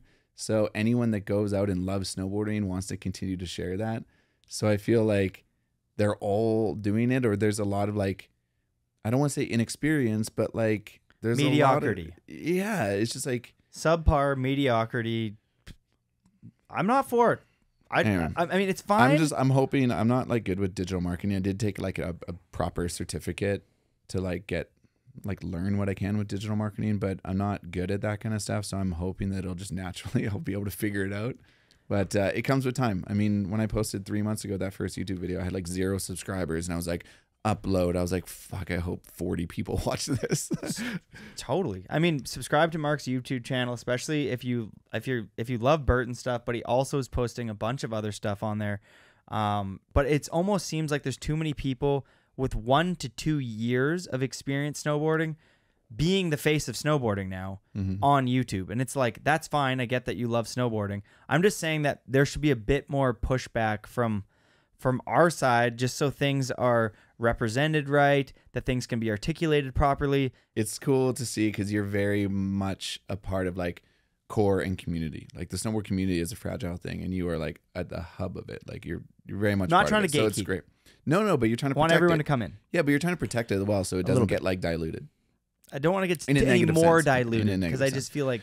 But I will say if we are on the topic of like YouTube stuff and people that are doing it right, it's the Tribute Board Shop on YouTube is called the Tribute Lounge. Mark Fawcett and Shane Johnson do such a good job. It is insane. I watched one of their videos. Such smart product nerds. I mean that in the most positive way. Yeah. Product nerds. But no, they do a great job. Because they're snowboarders. Exactly. Product nerds who snowboard, who've been in the community. Like, there's nobody better to be the face of a YouTube channel than somebody who's been snowboarding for 20 years and has seen all the fails and all the positives and all the rights and all the wrongs. And now they can actually articulate to somebody. Like, I don't want someone to paint my house who's been painting for 1 year. I don't know. I'm trying to come at it in a sense of like compassion. I'm not trying to sell. I sound like the grumpy old head. No, but I'm not trying to sell a product necessarily. I'm just trying to share my experiences and what stands out to me. Yeah. I don't know. I sound grumpy now. We're going to switch the channels now. Everyone, I get it. You're passionate, Jody. You're passionate. I feel like some people agree with me and other people are like, stop being such an old head. No, it's all good. It's fine. The YouTube stuff, it's interesting too, at least for my like personality, because I can talk to a camera just fine. And like I talk to you pretty well here, but it's like, great dude, job. When I get into like social settings and there's like more than like 5 people, I'm like, power it down, Mark. And I get real quiet, and it's a lot harder to communicate in that sense. I get like socially overwhelmed. So at least doing these YouTube videos, I feel like I can have more like an authentic conversation because it's just me and a camera. And I think that, like, if you really look at yourself, I think that you are a little bit of a product nerd. You know what I mean? I feel like you're the perfect person to have this YouTube channel. Like, it's like when you started it, I was like, I wonder where he's going to go with this. And the more that you put out things, I'm like, this is such a good lane for you. It's like, thanks, buddy. And I think that you, being one of your closest friends, I feel like I know how good you are about describing things. And I think that I think with the YouTube channel, whether you're beginner, intermediate, or advanced, I think there's a takeaway for everybody. If you're just, like, I'm imagining in the future, you'll do like, you know, a sledding video or whatever, like intro to whatever. You know, we're spitballing ideas here, but you're so articulate and you're so good at breaking down things. I mean, and you're good at giving advice. I mean, like, I come to you for advice all the time with things, and I'm like, I think that this is a really good lane for you to push into. I think that all your brands should be super happy that you're pushing into this lane, because a face of snowboarding is now a face of the YouTube space, which we need more faces that are familiar in our snowboard space to take over the YouTube space, so there's less brands like Dope and Montec.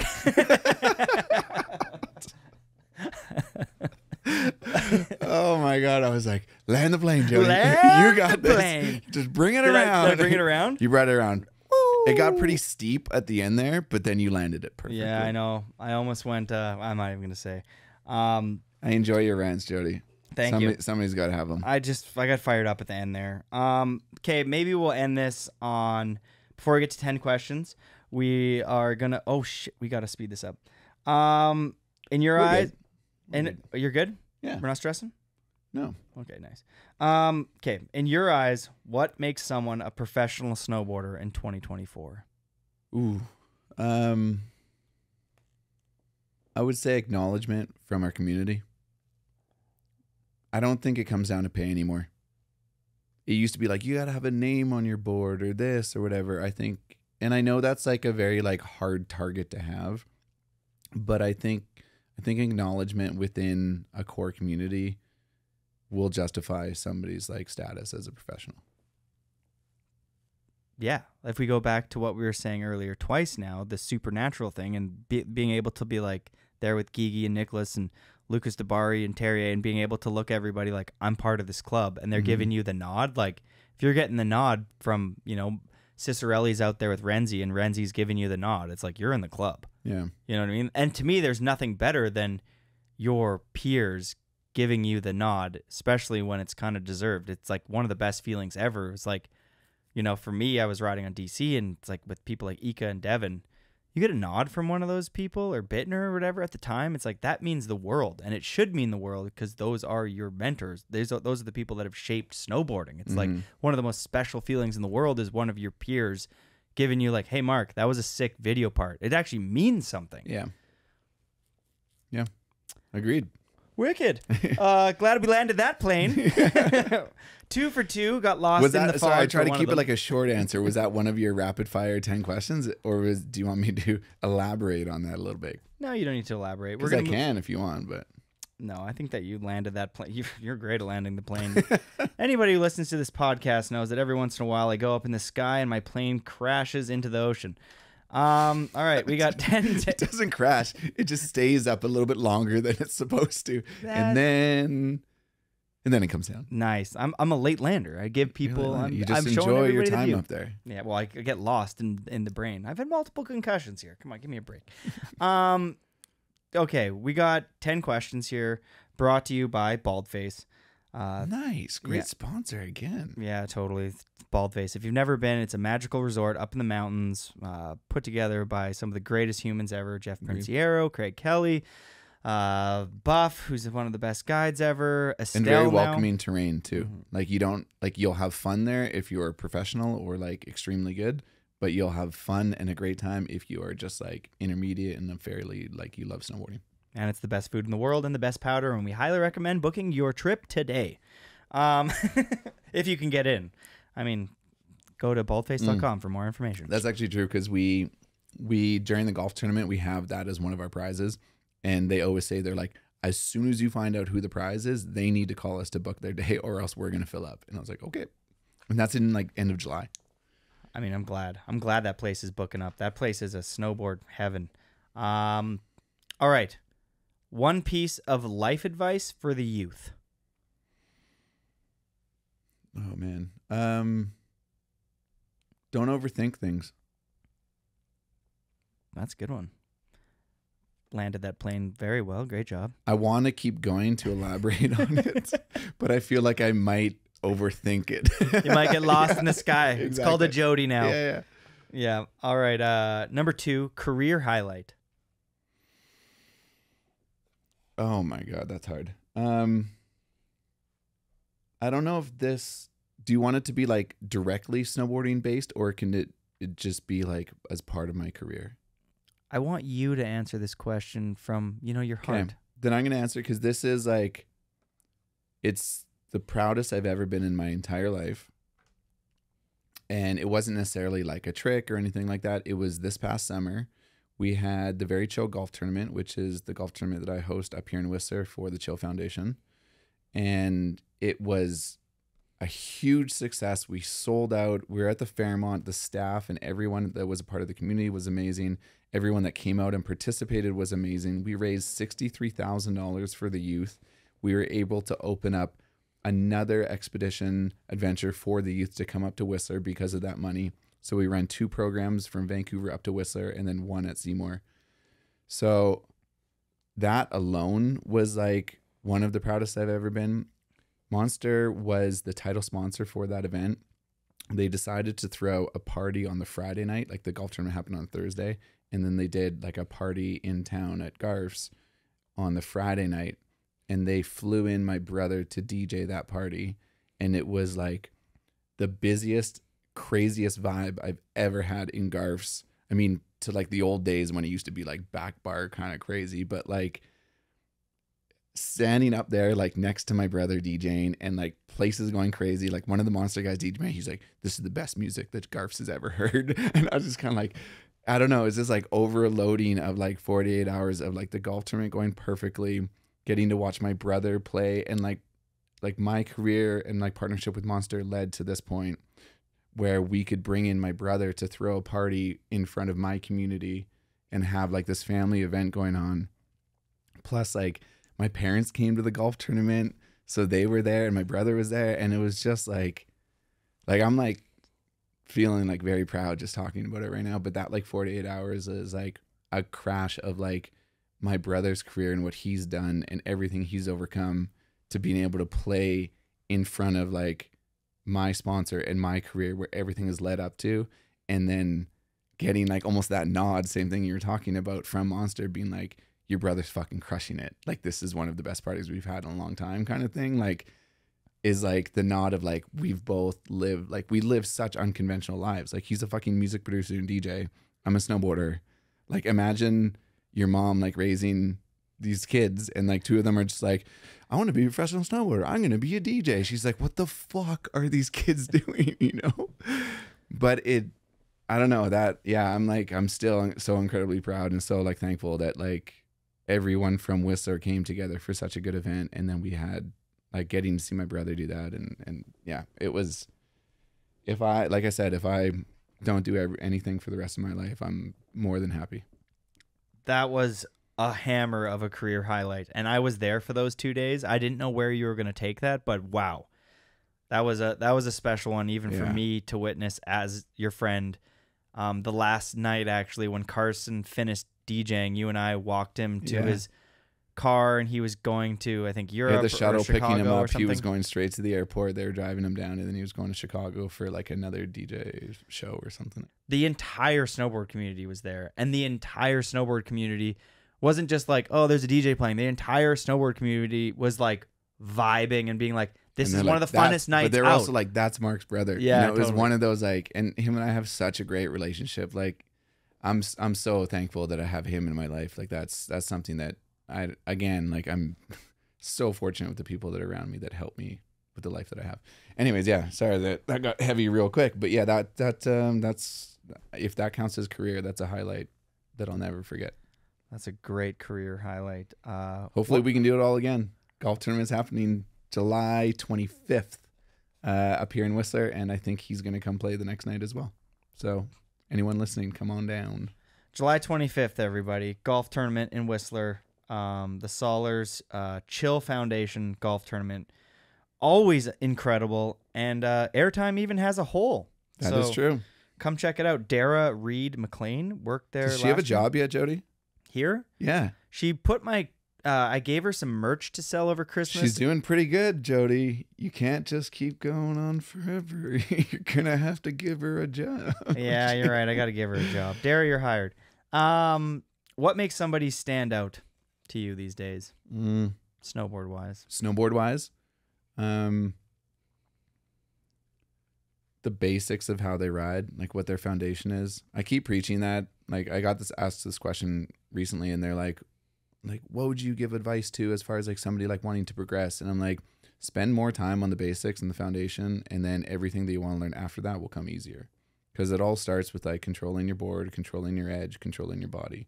If like you can't control, like if your lower body and upper body are broken and you lose all core strength, you're not going to do anything. You're not going to land. You're not going to be able to pop. You're not going to be able to spin. It's like learning that it's like everything works as one. And then like how you can feel your board, where your snap is, where your edging is, where you're popping, and where that snap point is on your tail. Like you need to understand that. You need to feel that like almost before it happens, so that when whether you're doing a 360 or a 7 or a 9, it all comes from those first few steps. That's very good advice. I used to tell my campers all of that at the beginning of every session at Camp of Champions. I would be like, calm down, slow down. We're here to learn the fundamentals. Yeah, I think it's like the reminder, and like I get excited too. Like you, whenever you're younger, you're like, oh, I just learned a 360. I want to learn a 540 now. And it's like, okay, well, we got to get the 360 dialed first so that your pop is staying consistent when you move from a 360 to a 540. Because as soon as you rush your 540 and you start scraping, you lose all your pop. And that's fine if the jump itself is kicky, but if you go and hit a jump that doesn't have a lot of kick, that's flat, and now you're not getting any snap, you're basically going to scrub and be looking for your landing instead of having like a consistent spin. I'd always say to my campers, you need to dial in a front 180 before you learn a 360, because if you want to get to a 540, it's a 360 plus a 180. And so you need to know that you need to have the 180 and that access down perfectly. So when you go from because I feel like campers always rush the front one. Mm-hmm. They're like, oh, front one, you just learn this kind of and you land sideways and who gives a shit. Yeah. And I'm like, the front one is, well, one of the coolest tricks of all time. And as soon as you want to learn another rotation, you got to learn the 180 because it's always like, the 3 and then the 5 and then 9. Anyways, that's a little tidbit that I like to say, and it's not my podcast. We'll swing this back to you. Most underrated snowboarder. Oh, man.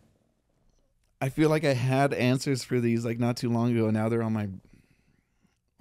putting on the pressure here. How about, I don't know. I can't think of one right now. I'm sorry. No, we can take a second.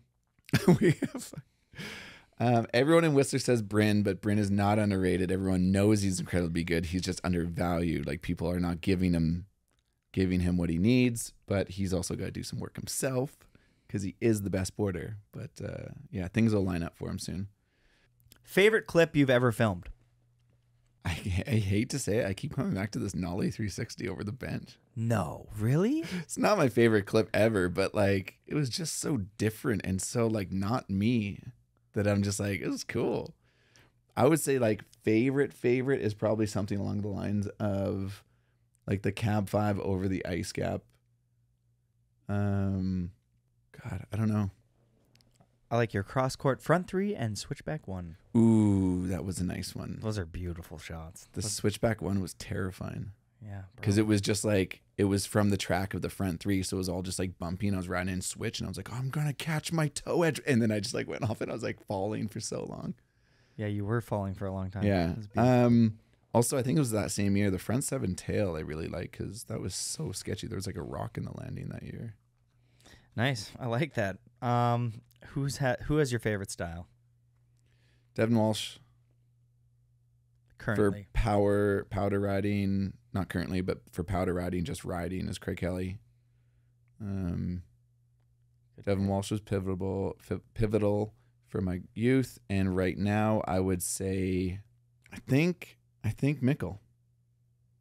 I wanted to think of something that's out of like my like close friends Burton kind of world that I spend all my time with, but Great like pick. I can't get past everything that kid does is just like amazing to me. So I think I'm as much as I tried not to say Mikkel, I think it's Mikkel. I really enjoyed the way Ben, again, this is in my world, but I really enjoy the way Ben rides. Strong. Ben Ferguson, yeah. I really enjoy the way he rides. And like he's so chill, and then you see him like drop in and you're like, oh yeah, he's about to fight something right now. You know, he's like, he gets all like amped up and he starts like riding. I'm like, like attack it, Ben. Yeah, totally. He's got like Fists of Fury vibes. Yeah. Yeah. So I hate to say those are, not hate to say, but those are probably my 2 right now. I think they're great picks. What keeps you up at night? My own thoughts. Me too. Yeah, I think just like the path forward, like you can always do so many things differently. So I just like, I feel like there's so many options of like things you can do in the future that sometimes you get overwhelmed with decisions. But like once you make a decision, you just stick with it. Like I don't have an issue like looking back necessarily, but trying to like make a decision of what to focus time on, I think is a very hard one until you make that decision. Yeah, inaction is always better than action. Just kidding. It's the other way I was like gonna be like, oh my god, no. Like inaction is like all the things that like if I could change anything, it would be from inaction. I know, totally. It's make a decision and like with the best information that you have at the time, make a decision and then move forward from there. All right. Are step-ons the future? Yeah. Yeah. You think they're like the electric car? I mean, the iPhone? We're going to have a long conversation about this. I hope you're not in a rush here. No, so step-on, again, it's one of the technologies that I think is continuing to change, and there are so many perks to it for so many people. Is it the answer to the whole entire blanket question of snowboard bindings? No, because everyone's got their own opinion and they're going to ride the way they want to. But you cannot deny that there isn't a home for some people snowboarding in the future. And like we are in a generation right now where we do kind of remember the step-ons step-ins way back in the day, but the step-ons right now are incredibly different than what they were. We went through like a strap period of like most of our lives. So for us, it's like strap is traditional. That's what we're going to stay on. But step-on for a lot of people are learning on that. So that's what they're going to know for the future. So they're already adapting to the way they snowboard on step-ons. And it's not this like any like difference in the way it feels or anything. That's just what they know. So yeah, for those people learning on step-ons, there's a good chance they're going to stay step-ons for their entire career or snowboarding life. Totally. So is it the answer to the blanket question? Is it the only future? No, but I think it is a future for sure. I kind of look at it like I don't like step-ins or step-ons, but you've made that known on all the videos that I post in the comments on YouTube. It's always Airtime Podcast saying, call me old-fashioned, but I love strap. I'm just saying they're not for me because I grew up with the strap, so it's what I know. But totally. And you articulated that very well. But here's my thought. I just think that the technology will most likely continue to evolve and get better. And I could see in the future some sort of maybe a mesh between the two or whatever. I'm not sure. I don't have a crystal ball. But, you know, it could happen. Because, I mean, when the BOA first came out, nobody believed in the BOA. Mm-hmm. And then the BOA has been pretty perfected. And I would say a lot of people run double BOA now, no laces. And, I mean, I'm riding the Verse right now, Vans boot, double BOA. Yeah, me too. First time Burton. ever. And I mean, and I have no complaints. So will I change my mind and continue to grow? Of course. I'm not a dated old head that can't accept and embrace the new changes on YouTube and stuff like that. I'm not here to like fight somebody's, like, everyone can have their own opinion. That's totally fine. You want to stay on strapped? I'm all for it. Continue riding strap. But like, I'm starting to work with step-on because I see a pretty good future with those. And if I can lend a hand to making sure that step-on is developed the right way and that it changes so that it does ride better, then that's a step I'm going to do so that I can make a better difference, a more positive change in the technology moving forward. Basically, it's like when they first came out with strap bindings in the 80s, did they stay the same with those shitty fucking like dials and locks and system? It's like, no, they continue to evolve the strap. Same with step-on. Like the step-on that came out in 2017 when it first did is vastly different than what we have now. So it'll continue to change and get better and better. And I'm just working with them so that I can have a positive impact on the way that it moves forward. Very well said. We will continue on here with the last and final question presented by Bald Face. Who is the GOAT? Jamie Anderson. Zoe is coming up quick on Jamie. Great start to this question. Yeah, I think Jamie Anderson's career is undeniable. It's absolutely insane. Everything that she's done from the moment I first started my career and started going to Super Park, she was already Jamie fucking Anderson. Like, she is insanely talented and was always the best person there. And she continues to be. Her movie Reflections, like, you go and watch her riding like AK stuff now, and it is insane. The fact that she has been top tier for the entire span of not my career, but like everyone's career, and outlasted multiple people's like peaks and valleys. Like, yeah, Jamie Anderson. Great answer. Great answer. Yeah. That was fire. But like I said, Zoe is fucking crazy right now. Her front 10 that they just came out in the Sun Came Out Her Burton access movie. was so nice. Dude. Great clip. I'm pretty sure she did it twice too.